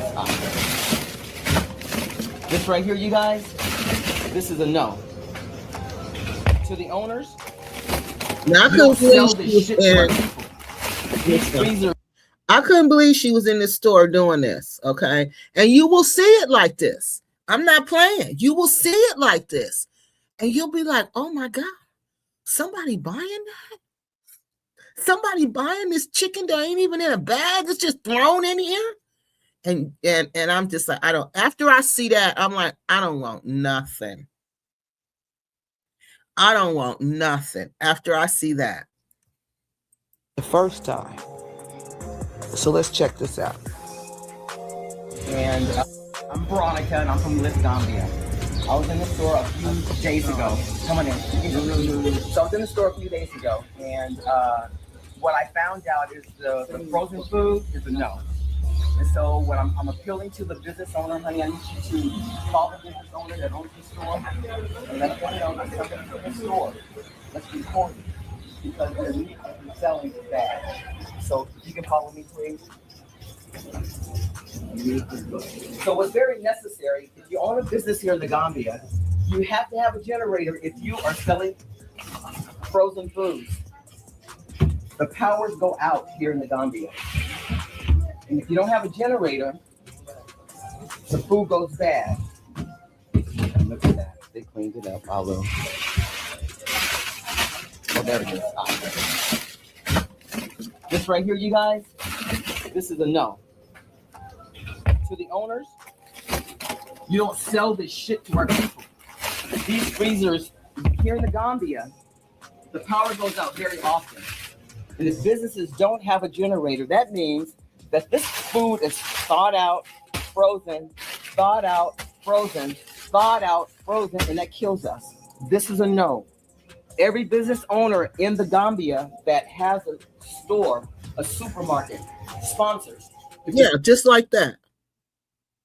This is what I wrote to her. I can't believe you are in another country demanding that they follow U.S. FDA regulations. Then I do some laughing faces. This is one of the many reasons they don't want us in Africa. If you were in Nigeria, they would throw you out. Then they would have you arrested. If you don't like the store, simply don't shop there. Sponsoring people with stores here in the Gambia, fantastic. But if you're going to be selling frozen food, refrigerated food, you have to have a generator. That when the power goes out, the food stays fresh. She's not the government. How is she? And I love Veronica. I dearly do. I truly do. But you cannot go into, and do y'all know there was one of these gatekeeping groups, Sisters International, who was encouraging Veronica to do this stuff? They were encouraging her to do this. They were standing behind her, pumping her up, gassing her up, putting a battery in her back daily to do this stuff. But when it came to the end, Veronica was by herself. She was unalived by herself. None of those women were there with her. Selling food here in the Gambia that's expired and it's sent from another country, that's a no. You don't sell our people expired food. That's commodity food. That's free food. For you business owners that are buying food from these containers, you make sure that the food is not almost expired, because if it's expired or almost expired, you can't sell it. That means you lost your money.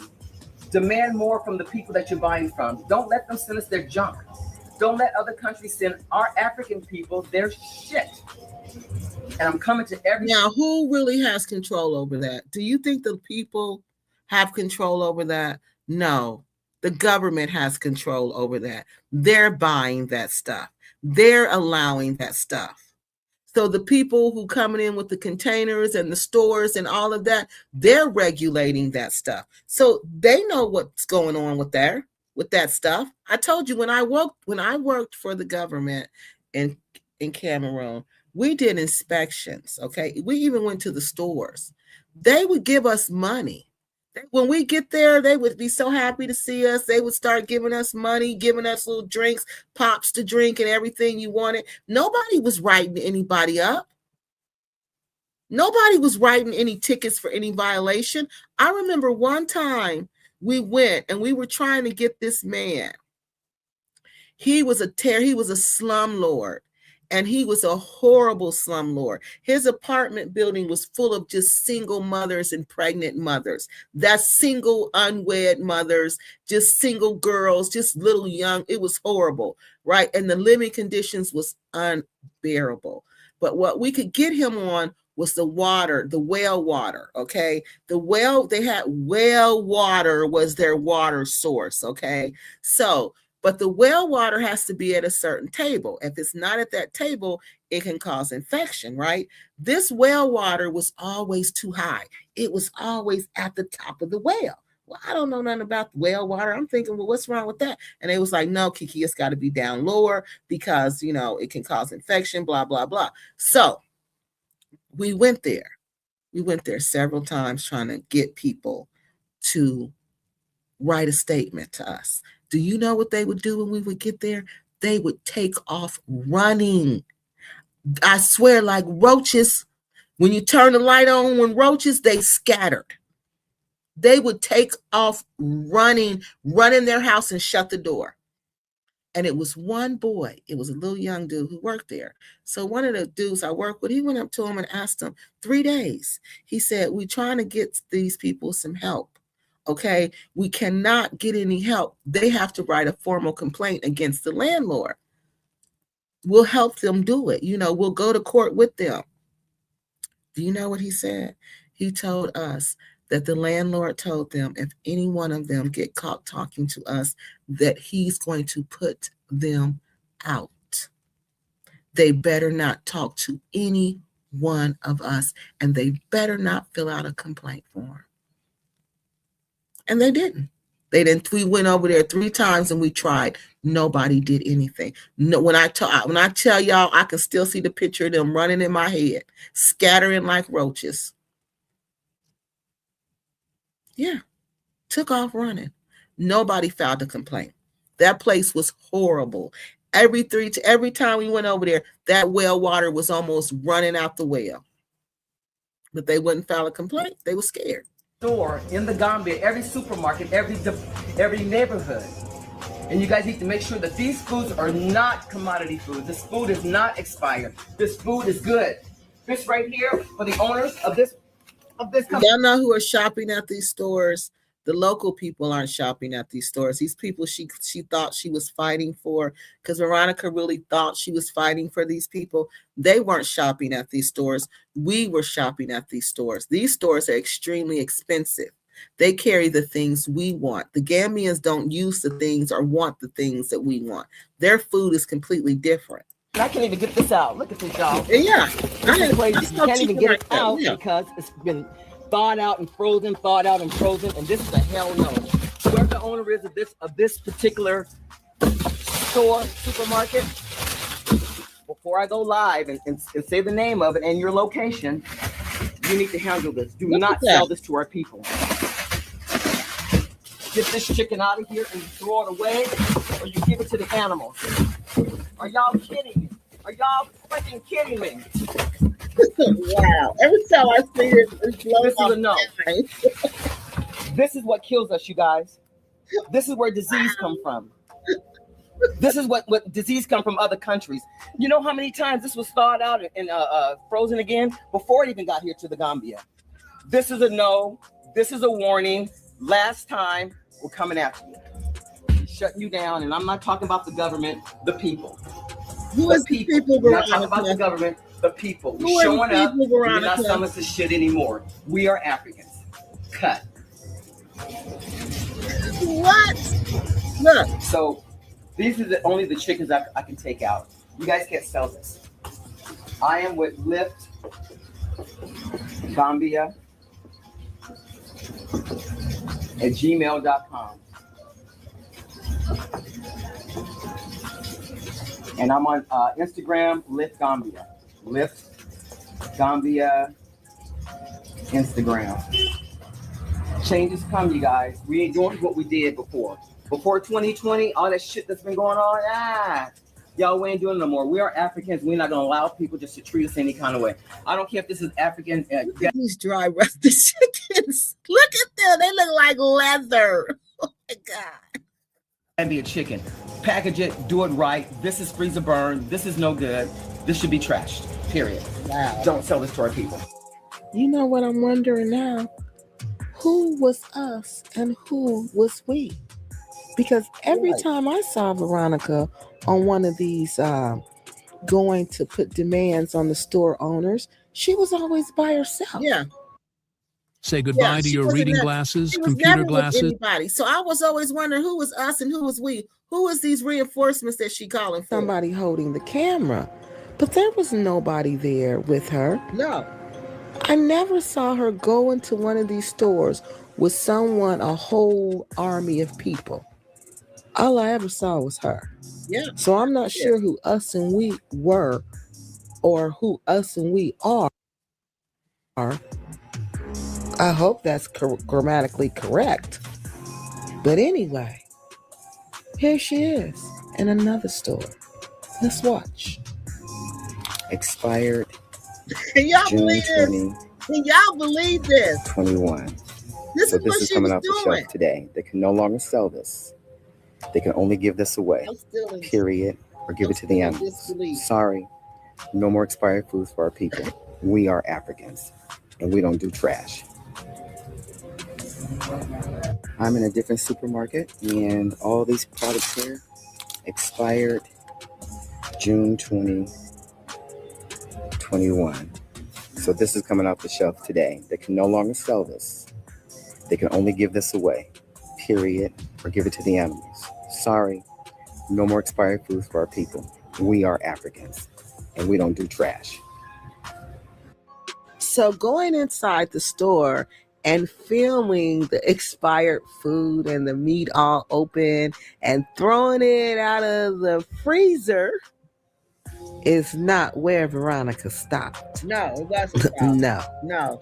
She stepped it up, y'all. She stepped it up even further.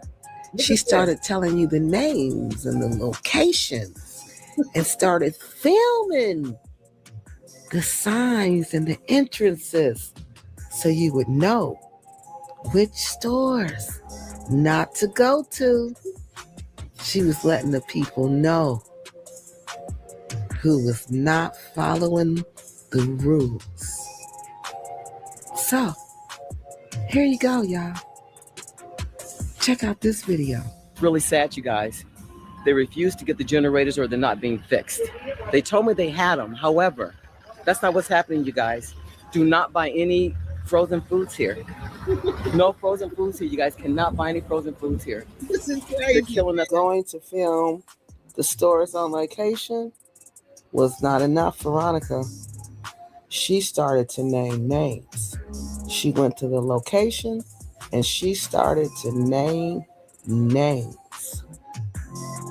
I've been going around to all the different supermarkets and stores, making sure that the food that they sell us here in the Gambia is good food. The food is not expired. The food is not frozen, then thawed out and frozen and sold to us, because that's what's killing us and making us sick. What we do know, a lot of food is being donated to the Gambia for Gambian people. So everybody from the UK, different countries are sending food over here that's almost expired or probably expired. But instead of the people giving it to the Gambians, the poor people, they're selling it. And Aladdin, I don't know how to pronounce it, they are repeat offenders. I'm in Fajada. I'm on Fajada Road.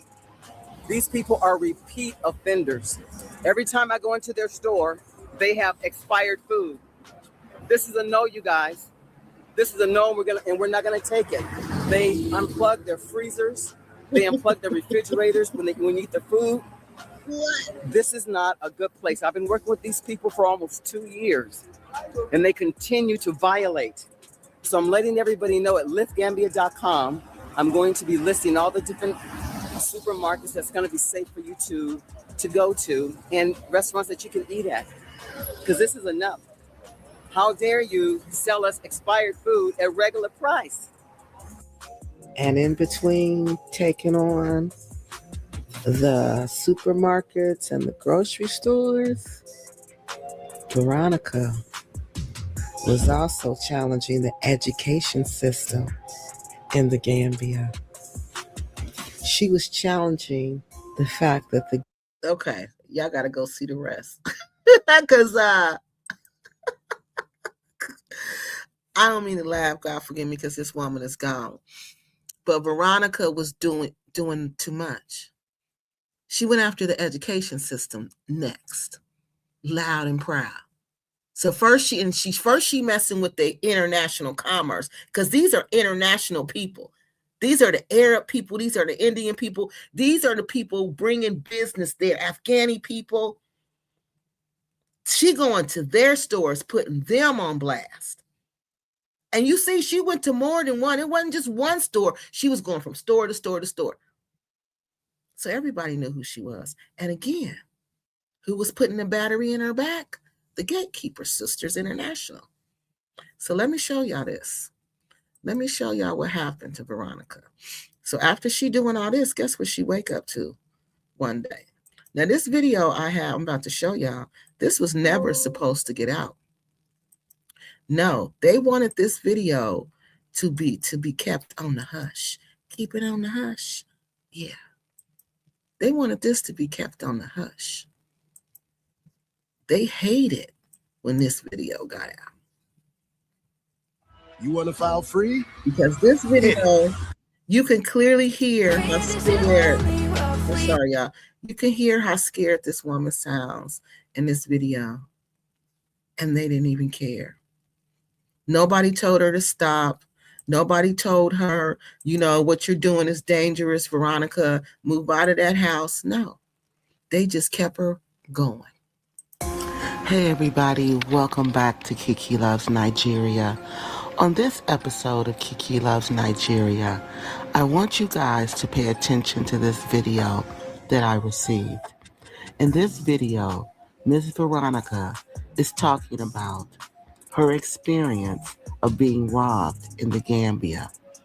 Someone came into her house in the middle of the night and robbed. But this was the first thing I noticed.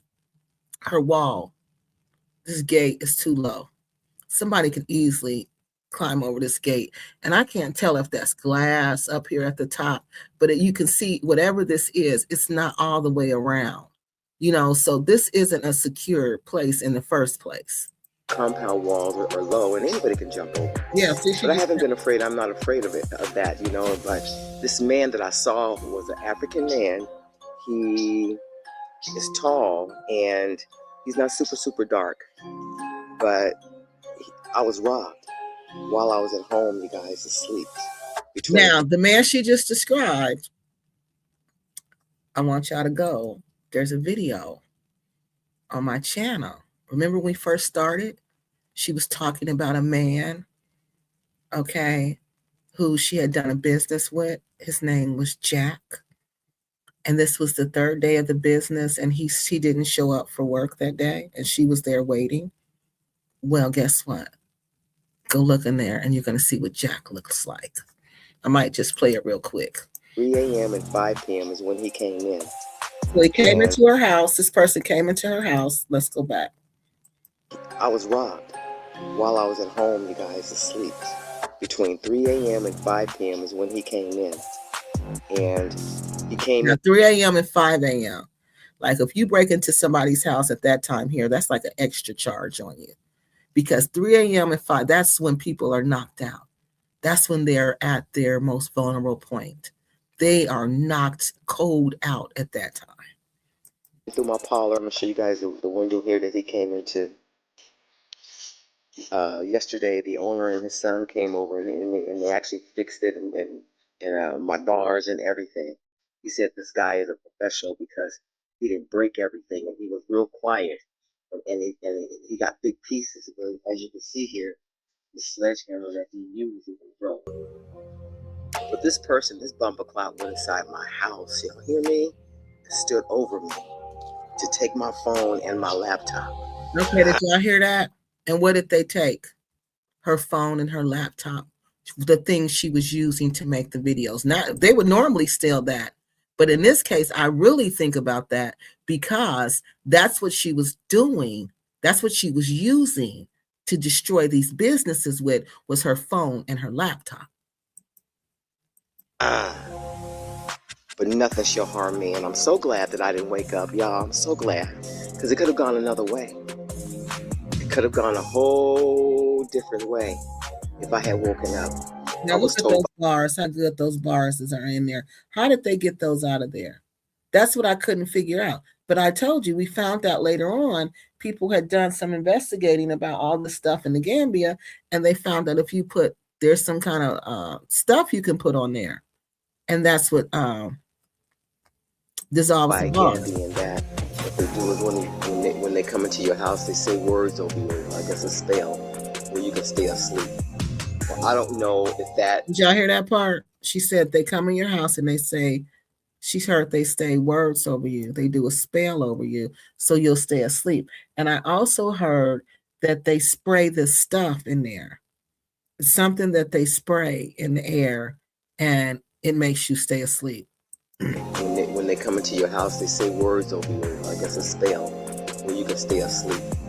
Well, I don't know if that applies in my case, but I do know I'm glad that I am safe, and I'm glad that I didn't wake up, and it's really about hearing the voice of God for me. We're in a spiritual world here. And we are in a lion's den here in the Gambia, and it is what it is.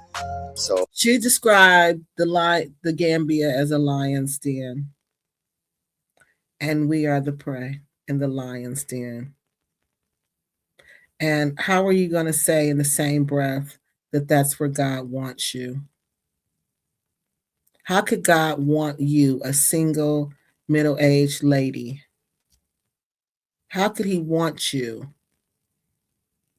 in a place where you feel like you're the prey in the lion's den?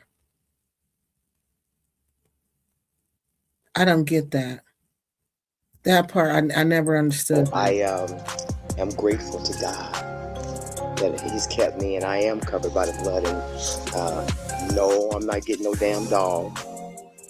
No, I'm not getting no watchman so he can set up the robbery. And no, I didn't. She didn't have a watchman, so she's there by herself. You can't go over there thinking like that. You can't go over there. You doing the most, and you ain't even got nobody there with you. There are no dog to protect you. There's no husband to protect you. Your husband, for one, he ain't gonna let you be doing all that, because he know what's gonna come next. So he's not gonna let you do that. Now, then you don't even have nothing there to protect you. I go to the police so they can come over and harass me and rob me. Now, she didn't even go to the police. You hear that? She didn't even tell the police. No. But what I am going to do is continue to allow the Lord to love me. Wow. And allow Jesus to show me who he is and how he's loving on Veronica. And I'm so grateful. And by the way, Jesus ain't never been white. ever. Wow. I don't know why we keep doing. Well, wow. To see the rest and what happened to Veronica, you got to go on my channel. I'm sorry, because it's like 6 videos. I don't even know. But that was wild because I hadn't seen that in a long time. And I just couldn't believe it. I just can't believe. But it's that thinking. It's going to Africa, thinking you're in America, you know, and living and acting like you're in America. And you cannot do that. You cannot be a strong, independent Black woman in Africa. That's going to make you a target, and that's going to make you a victim. Both of these ladies we've talked about tonight were victims because they spoke their mind.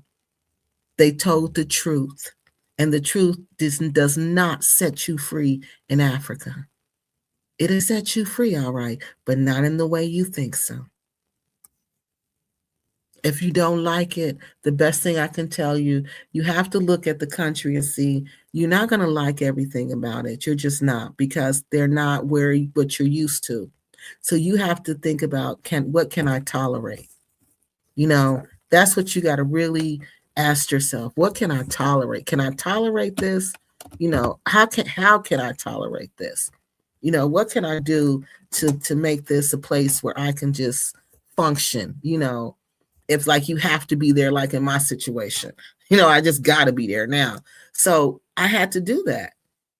And the way I did it is I have to stay away from places where I know there's a lot of tourists, because I'm going to see the PDFs. And that's just real. And I don't want to see that, because that's going to upset me. So I remove myself from that. I don't go there. You know, and the places I do go, when I do go down there, I go way down the beach to the other end where you don't see that. You're not seeing that where I am, when I do go down there.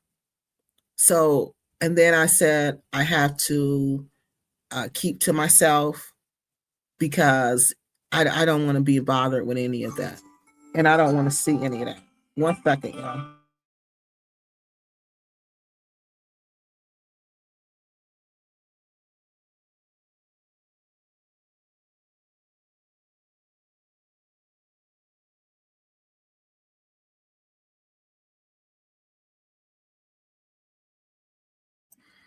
Okay, I'm sorry. That was somebody's parked in my, you know, we got parking spaces. People are parking any kind of way. And y'all know they getting beating each other up over parking spaces because they're shoveling out parking spaces, and wow, things are going crazy. But yeah, Veronica was just, you can't just do the stuff you do. You cannot. You got to act different when you get there. I think if Veronica wanted to do that type of business, she should have collaborated with them. Yes, Fiona, she could have advertised, encouraged them on how to help keep, well, she started doing that. Oh, you mean the store owners? Yeah, she could have. But she has started educating the people about products. But she was doing it on YouTube, and some of them watch YouTube, but most of them don't watch YouTube because YouTube uses a lot of data. So Idi Amin was trained by the Sandhurst Military College in the UK. Oh, well, what he was doing was crazy. Imumin says hotels are supposed to implement safety measures. Nothing elitist about that. Oh, right. I meant to say something about this. Yeah, that's crazy when he said that that's elitist because we said the pools were unmanned. How could that be elitist to expect just general safety measures? Right. That's just general safety. So they don't have restrictions on food at the airport like here. They got them, but it's not the same, man. They ain't enforced like that. Like they'll have nice stuff on the book that make it look right, but when you see it live and in action, it's not. The implementation is where it goes bad because there's no one to oversee it. You know, there's no fines like here. They're going to go in there. And I told y'all, every time we went, they would give us money. They would give us money and give us drinks. Nobody was reporting them. You know, nobody was doing any of that. When we went and did inspections, that was money-making day. And remember, I told you the people I was working with in Cameroon told me they hadn't gotten paid in 3 years. So when we went and did inspection, that was party day. Unmanned quote was from the article in the British press. Okay, thank you. Eye movement. Okay. All right. I want to do a story on him. Is that lady who questioned some Lebanese shot? Yes. Is that the lady who? Yes, that's her. That is her. Heavy pedal time. Yes, it do. But I brought rechargeable survival fans. You know what? I'm going to get that with LED lights and charging stations. Okay, that's what I wanted to get, because the fan we had, it didn't do that. And one time I had a fan that did stay on. It charged. So when everything went off, I still had that fan. So I'm going to do that this time. And I'm going to get one of them little portable little charging stations things, like you said. I bet dollars to donuts there's a sign that says swim and it probably is. Honey, it probably is. And the way she's handling the throwing the food, I couldn't believe it. In front of their face. Hey, Debo. Hey, Debo, do me a favor. When we go off, go back on and add another comment, okay? So I can fix your membership thing, please. The beach is one of the lowest, Mansea Beach is one of the lowest budget hotels on the TUI package holiday list. Oh, so he went on a holiday list with y'all on them little trips they take. Also, the Gambia Experience site, as far as I remember, if it was a package holiday, the holiday company would be liable. He's exactly right. She's exactly right. That's not her food, team member. No, that's not her food. That's not her food. No, it's not her food. She shouldn't have been doing none of that to that food. Maybe donating a generator would have gave her a better favor with the locals, but they had generators. She said they were unplugging them and they weren't running them.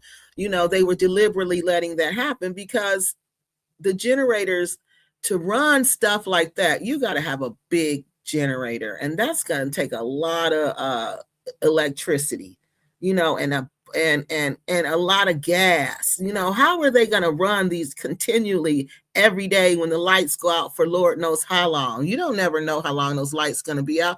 I remember one time they had a concert, y'all. I never forget this.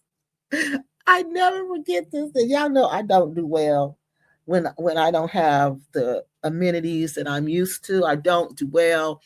So I'm laying in the bed. I'm hot. The lights went out. I'm hot. Can't open the windows. Can't sit there with the windows open and put the fan in the window like I would do here. Can't do that, because I just can't get down like that in Gambia, because I know what happens in Gambia. So I'm laying there with the windows closed. You know, my husband is fanning me because he feels so sorry for me because I'm just not used to it.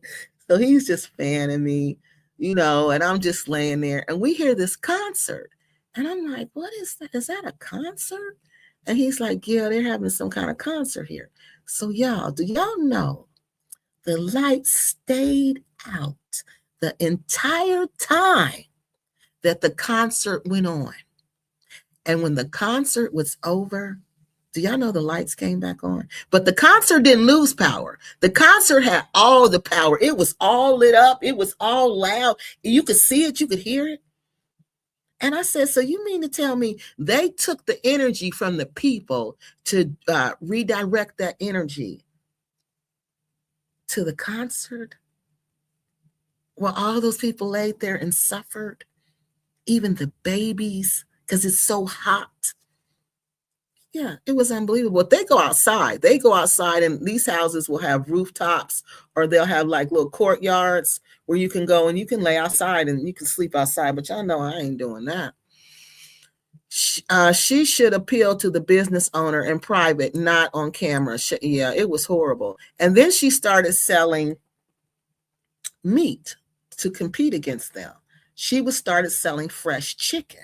She had signs hanging up everywhere that she's selling fresh chicken. So everybody, guess who what? Guess who's coming to her for the chicken now? Everybody's coming to her for the chicken, and she's cutting them out. We think, Lisa says, we think like her in America, but there is no USDA. No, there's no USDA.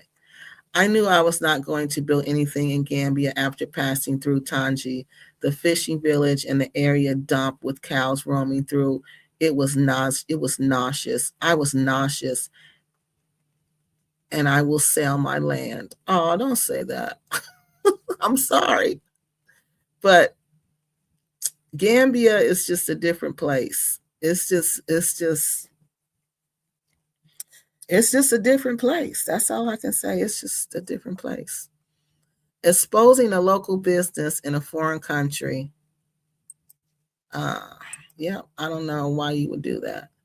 The food regulations, that there are no food regulations in the Gambia. That's why you got to be careful. Eat at your own risk. And I couldn't stand that. Eat at your own risk. Even at the high-end places I would go to, it's still eat at your own risk. That's why I would get it grilled, get it fresh. And some of the stuff you still couldn't get. I thought the seafood was pretty safe because they were right there by the sea, but come to find out, some of the hotels don't even buy the seafood in the Gambia. They buy it from someplace else because of the waste in the water in the Gambia, the human waste. Bless says, the same as America, Africa is the same, the good, the bad, and the ugly, and you have to use common sense. She right. That was good advice, Kiki. Thank you. Kiki, it is costing me $6,000 just to bring half of my stuff to Ghana.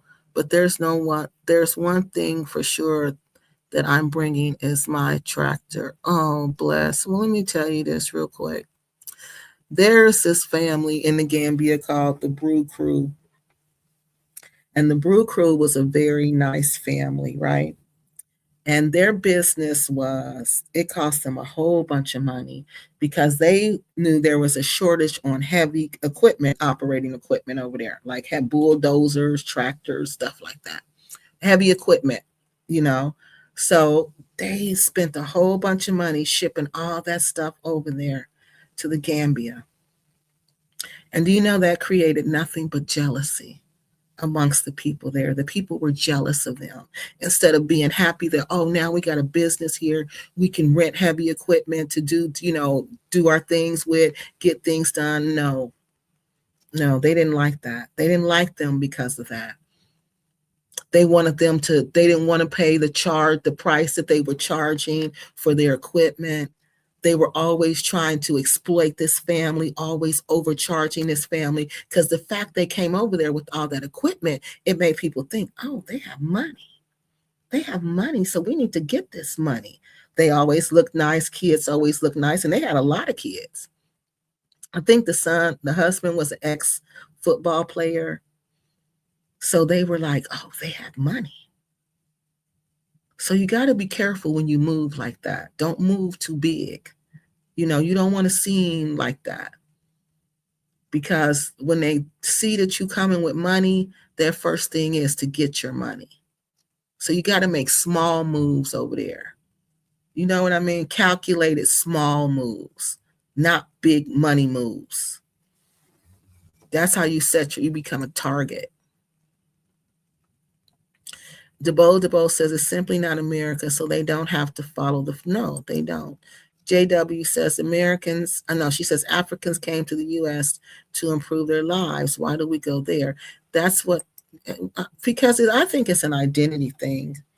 I really do. I think a lot of us have an identity crisis, because America really doesn't try to help us develop a sense of identity. other than the American identity, you are an American. But I think, and then they paint that, what is an American now, So I think we do that because we're looking for someplace that we feel like we say we can come from. Like our European friends can say, oh, my family comes from France, my family comes from London, my family comes from, Ireland, when it's time to do those little history projects, those family history projects. But where do you come from? We don't know, so it's, you want to fill in that blank. And people try different ways to fill in that blank. But then there's some people, I think, who just go because of they want to be with certain men. I wonder, did her YouTube audience egg her on? They did. Well, no, I think the audience egged her on, but also that group she was a part of that she was sending that video to, they were egging her on. They were gassing her up. They were telling her to do it. They were encouraging her to do it. And do you know, after she passed away, they were looking for someone to take her place. They're still alive. They're just not doing much now because people saw how they really were. People saw that when it came down to helping, there was no help. And these people who claimed to be their Sisters International was really just making money off of them. They were in London charging like $35 to have dinner with her. And she just started the business. She made it seem like she had been doing this for a long time, and she really wasn't. She had just started it like in March or something when she got her YouTube channel. So it was more to it. So I think when people realize, and then when this video came out, and then it was a series of messages where they were recruiting someone else to do it, that's when I think people were just like tired of them. She was wrong. She was dead wrong. Bless says she had no business doing any of that if she didn't want to buy. Exactly. Just go to another store. Fiona says she has the wrong attitude. Buying this is embarrassing. Yes. I mean, the food vendors serve food on the newspaper and that's why I'm like, I can't do it. I'm like, do you know how many? And I'll look at the newspaper to see where it's been, where did it come from? And this newspaper done been all over the world. Supermarket owners have a lot of power, and they sure do. They sure do, running like they was running like roaches. Also, Debo. So if you want to buy from them, bring your Tupperware container. Yeah. They are scared they will be forced to live in the streets. Just what they told us. Because he said he was going to put them out. She digging and throwing away stuff too. Okay. Tip, travel with suitcases of dry goods, potted meat, sardines, crackers, nuts enough for 2 to 3 days. He's right. But if you're there 30 days, what are you going to do? If you're there 3 weeks, what are you going to do? You're going to need more than that. That's going to go fast. She meant to do good things, but the wrong way. Yeah, like that. She did. She meant to do good things. She really did. She won't do that in America. No, honey, the police would have been there to arrest her for that one. They're not letting you do that here. None of that would have happened here. And none of that would have happened here. Your mouth is what killed you, lovely. Only you don't shut down wait a minute. Your mouth is what killed you, lovely. Only you got shut down, Veronica. Terrible. Talk about self-harm. Yes, it was terrible. Did she pay? No, she didn't pay for that daggone chicken she was throwing around. Yeah, she was a brave soul for sure. And if our people want to buy that food, then it's their business. Exactly. That's what I told her. Who did she say shopped there, Kiki? The locals? She didn't say. She kept saying our people. Our people. That's all she kept saying. I don't know who they was. Our people are the Gambian people. I know the Gambian people don't shop at that high store. Thank you. Who was holding the camera? I don't know. I don't know if it was Jack or not. Oh, that's what I want to show y'all before we get off of here. Remember the dude she said she had a dream about? And guess what, y'all? After this, the dude disappeared. Like nobody could find Jack. And guess what? I got a message. And the message said that, where's it at? I don't want to play y'all a long one. The message said that Jack wanted for robbing women in the Gambia. But guess where it was at? Honey, it was on a group. Look at this. This was on another secret message that they didn't expect me to get a hold to. Okay? This was another one of their secret group chats. And that's when I found out about him. So hold on. Let's do this. Share the screen. This is who she's with. And then when she said she had a dream about this man, remember what the man looked like. Tall, dark skin, but not too dark. Cupcakes I made this morning. And this man was in my house. These are for Jack. Today's his birthday, you guys. I'm going to surprise him with these banana nut pudding cupcakes infused with brandy. Yeah, the stick y'all looking at, that's brandy.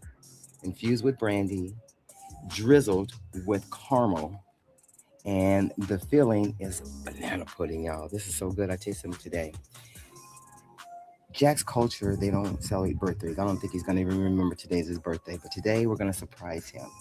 We're going to be, I'm with a group, Facebook group, and we're all going to be getting together today on the beach. And y'all, we're going to celebrate our brother because we need to start celebrating one another instead of trying to hurt one another. Happy birthday. Hey, everybody. Welcome back to Kiki Loves Nigeria. On this episode of Kiki Loves Nigeria, I want to introduce you to Jack. Yeah. What did she say the guy look like? Well, Jack is Miss Veronica's friend, as she calls him. Business partner, friend. Jesus, look at this. But I think Jack was much more than a friend.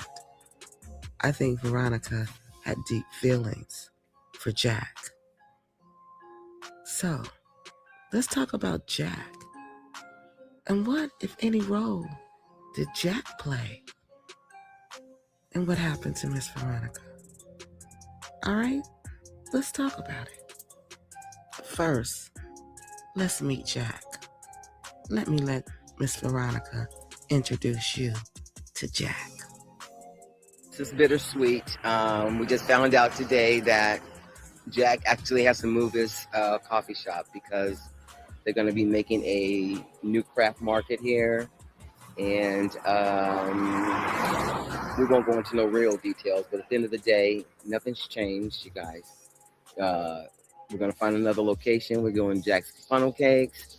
We're going to be at the International Trade Fair on Saturday with Green Community. So you guys come on out there. Well, look at the places she was setting him up. Look at this dude.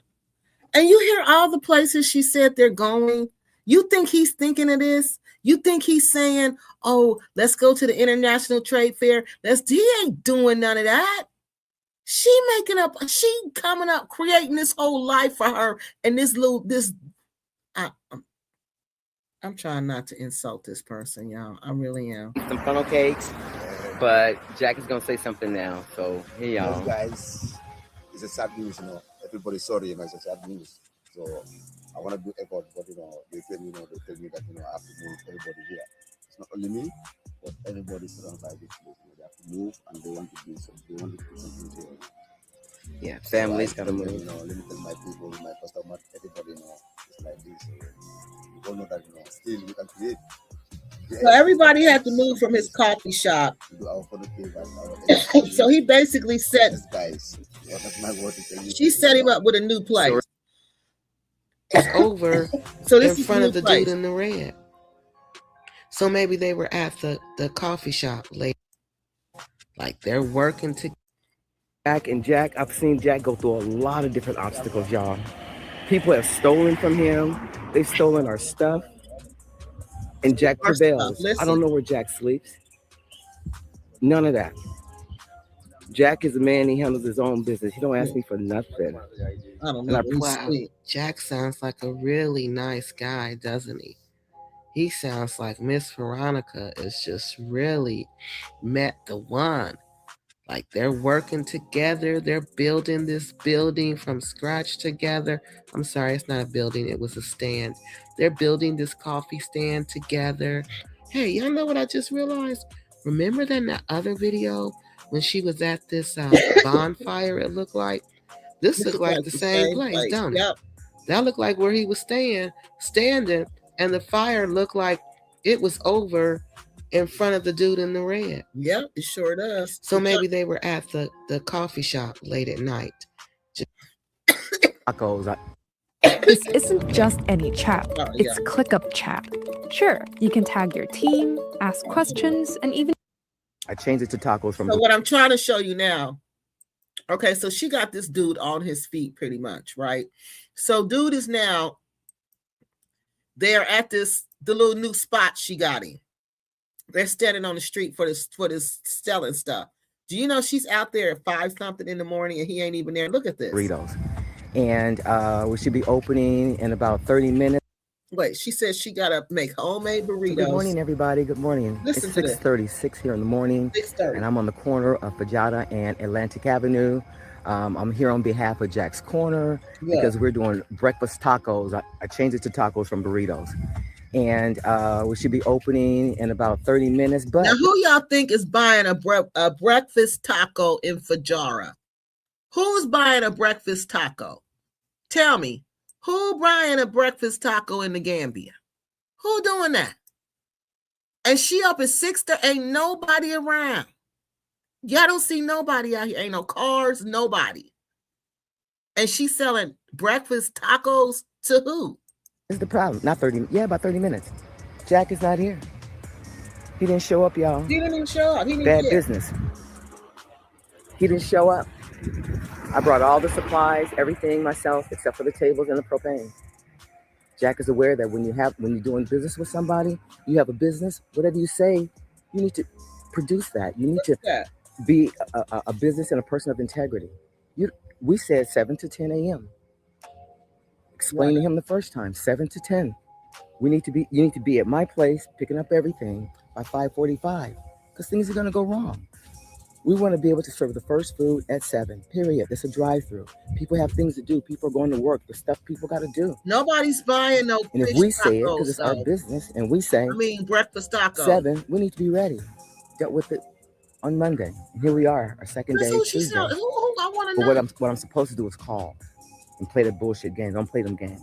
First, I couldn't understand why she was so upset with him about being late for the second day, because he actually did show up, but it was at 7 o'clock and she had left and went to the beach.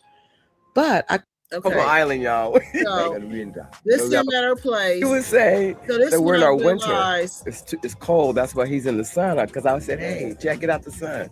He said, no, it's winter time. The guy she described. In the sun. And so for everybody in any other part of the world, this is the person I saw in my place. We're in a tropical island, y'all. You know, we have this is our winter. The person she saw in her dream, who was standing over her when she was asleep, she said was tall and was not too dark. I wonder if any time did she ever think we're in a tropical island, y'all. Because this is Jack at her house. Winter too. We have rainy season, we have spring, you know, we have But this is our winter here in the Gambia, and it's absolutely beautiful, y'all. It's so like then look who we find. 85 degrees. Look who we find who is partying with them. And this is what we couldn't understand when we were asking about Veronica and what's going on. And, Sisters International wasn't saying nothing. And we was trying to figure out, well, where's Jack? How come Jack isn't saying nothing? Come to find out, Sisters International know exactly who Jack is. There we go. The whole Sisters International group, their secret clique group that Veronica was a part of. Yep. They all go to the beach and they turn up for Jack's birthday. They have a great time for Jack's birthday. But March would be the last time we would see Jack on Veronica's channel. What I heard was that Veronica wanted to keep her relationship a secret. She didn't want people to know that she was involved with someone. That someone, I think, was Jack. And I think it was obvious that she was in love with the man because the sheer amount of video. So I don't know if she was trying to keep her relationship with Jack on the low or if something happened again and she ended her relationship with Jack again, because the first time she ended it was in 2021. This is in 2022. All right, y'all. So again, if y'all want to see the rest of that story, that was another one of those crazy stories. Just go look through my channel and just you can type in Veronica and it'll bring them all up. And it's just so sad. It's just so sad because we go over there with that independent thinking. And, it could have been, just the way she talked to somebody one day. We're not saying Jack done it, but we're saying Jack sure looks like the man she described in the dream that was standing over her when she was sleeping. That's all. That's the only observation I'm making. But something bad happened to this woman. And then the next when they found her, the same thing. She was the same thing. The person entered the same way. The doors was open. And allegedly, for all of these women who passed away and unexpectedly in their home, it was the same way. They came in one way and went out the door. So let's look at these comments. Rest in peace, Miss Veronica. Thanks for teaching us with a laugh. Yes, honey, because it was. Every time I look at Veronica, it just makes me laugh.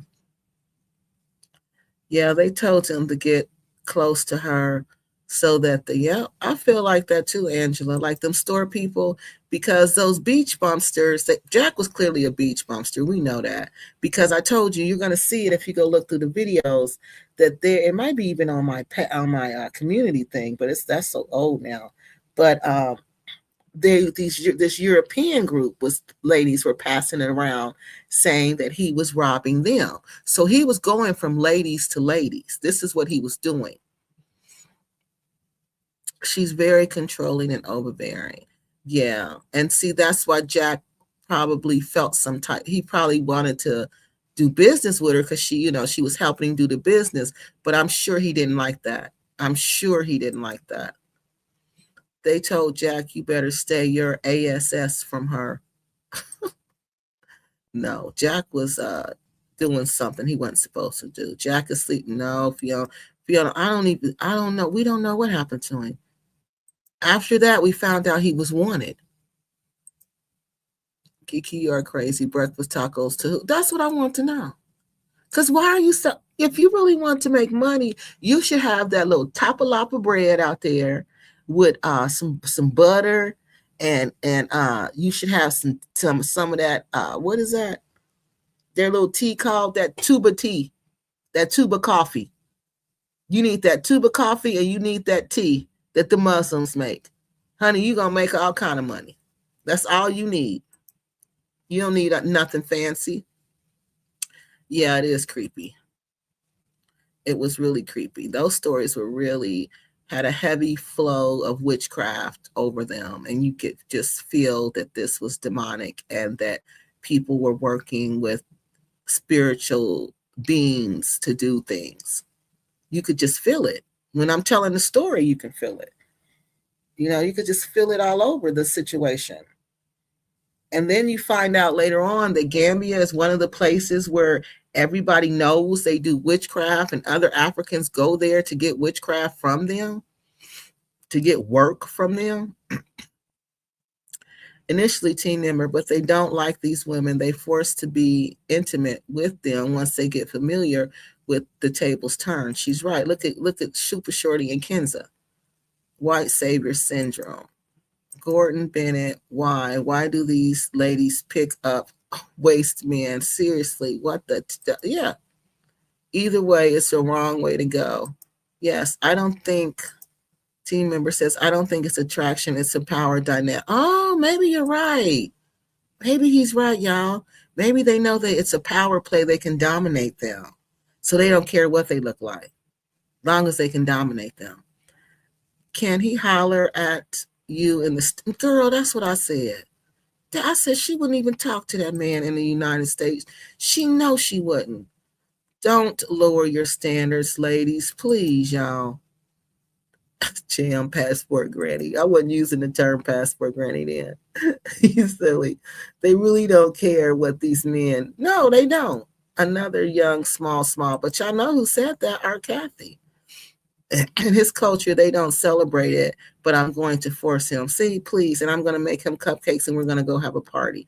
Why would you do that? Just do what they do.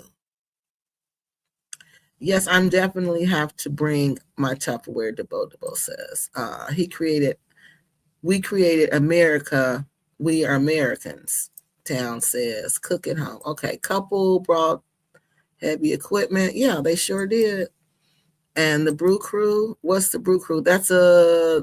They are a family who brought heavy equipment to the Gambia, and everybody just kind of turned on them, became jealous of them. So I'm just telling her, don't come over there moving like that, because people aren't going to support you, and people are going to try to say you think you're better than somebody. See, that Brew Crew was the perfect opportunity for the expats and repats to come together, but no, not even then. Exactly. The Brew Crew they all could have got together and formed some kind of construction business, but they were jealous of them. I had conversations with the Gambia about 3 years ago, and he warned me about the jealousy of some of the people. Exactly, some of the people, not all of the people. Will do, Kiki. I'll add a comment. Yeah, add it onto the main live stream. You know what I mean? The main comment section. The city is the place to stay if you can afford it. But honey, it's still dangerous there too. Gambia doesn't have Department of Health. Corruption is at an all-time high. Wow, MSM says. To do anything in Gambia, you need to have a Gambian helping you. You sure do. I say that anywhere in Africa. You cannot go over there acting like no American. You can't go over there thinking like no American. Like your street smarts, that part you can. But you got to keep that to yourself. You know what I mean? You got to be plotting in your head, like playing everything, watching everything, sit back, ain't saying nothing, but you watching everything that go around you. Everything that goes on around you, you watching it and you paying attention to it. Yeah, you're not the center of attention. You don't want to be the center of attention. Anybody try to make you the center of attention, you don't even want to be around them. Simeon says, wow, the city is a place to stay. Okay, I'm going this way. The division is given us still remains to giving us still, sadly. So many parts of the U.S. are freezing right now. Honey, they sure are. Yes, the fighting over parking spaces. Can you believe that? Blacks all over the world are powerful people. We just don't know how to blend together. We got to want to do it. Girl, no, Africa is not for me. That's that spell talking. Yep. No, you can't stay by yourself. I believe God gave her warnings. Joy, I do too. All right, y'all. We've been on here almost 3 hours. 2 hours and 46 minutes. What happened to that person, the Happy Companion? Nothing. Happy Companion is still there. He changed his channel to the to African TV travel, something like that. But he's still there. He travels to different countries though. He travels to different countries, and he does like a Zoom meeting with Muslims where he does his Muslim teaching. Gambia needs to merge with Senegal. It can't compete on the world stage. But multimillionaire, the problem with that is that who's going to be the president? You know, Gambia is going to have to give up everything. Its autonomy, everything. They're not going to want to do that. Even though they're small and they're struggling, they're not going to want to do that. They are not. They want to still be a country, no matter how small they are. The realist says, this is so sad. This made me think about Anja and the other lady, Soul, her sister. Oh, and y'all know what I heard about Soul, her sister, that she built a little roundhouse thing. And do you know they're living in her house? I'm not sure. No, I should take that back. I don't know if she got it built, but I know she had bought land to build one. Or maybe it was the other lady, Beverly. But either way, she had bought land and she had a house she was living in, brought all her things over there. And you know who's living in that house now? The man that she married and his wife and his mother and his kids. They got all her things, and he got mad at her family because they did not come pick up her body, because he wanted to go back to the States with her body so he could stay here and get his citizenship off of her. And they refused. Yeah, they love Tapalapa. Why women going to African countries deal with the bumpsters in the United States? They won't, but they'll go with them over there. Yep, sleeping with the enemy. It's a possibility. All right. Rest in peace, Veronica. Thanks for teaching us and making us laugh. All right, y'all. That is it for tonight. I don't know how it's going to go next week. I really don't. Y'all see how this came up. This wasn't even planned.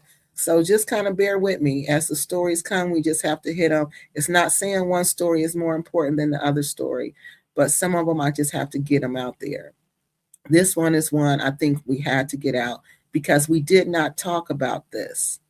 We did not talk about this fully, about what happens when we go expressing ourselves, expressing our views, especially in the workforce. We never talked about the workforce.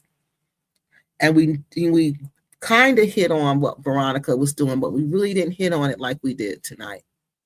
So you got to just, if you don't like something, just leave. This is not America. They don't believe in the strong, independent Black woman.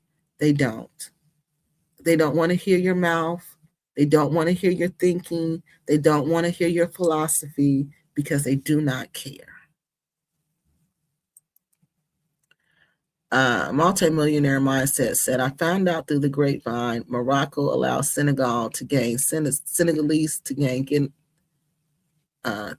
citizenship because of their country ties. Now, why would the Senegal? So Morocco is better than Senegal? Wow. And you would want to go to Morocco to get treated like that? Wow. All right. Bye, Angela. Thank you for coming by. All right, Susan. Night. I'll see y'all. Oh, don't forget, next Saturday at 2:00, we're going to have our meeting. I'm going to put up something on the community post to remind you. And remember, even if you're not a member of the channel, you can still be a member of our group, whatever we're going to call ourselves. You can still be a member of that, okay? And what we're going to do is work on social issues in our community for real. Not just talk about them on YouTube, not just research them, but we're really going to do something about them. Because I always felt like, what is the good of research if we just sit around and talk about it? And we've talked about this research for years now. Now we need to do something with it. All right. Good night. All right. Sleeping now. Me too, London lady. Hey, y'all. T and K wasn't on here today. I hope she okay. Because she don't never miss like that. Was she here last night? I hope she was. You too. Have a good night, Joy. All right, Tharilla. You have a good night. All right, T and K. I hope you okay. All right, and Steph, but I know what's up with Steph. She already told us. All right, we still ain't heard from Truth Serum. We still haven't heard from him. I am too. It's going to be good. I have a lot of ideas that I want to run past y'all. So I'm going to put up an agenda so you can see what we're going to talk about. All right, y'all. I love y'all. I will talk to y'all later. Bye-bye.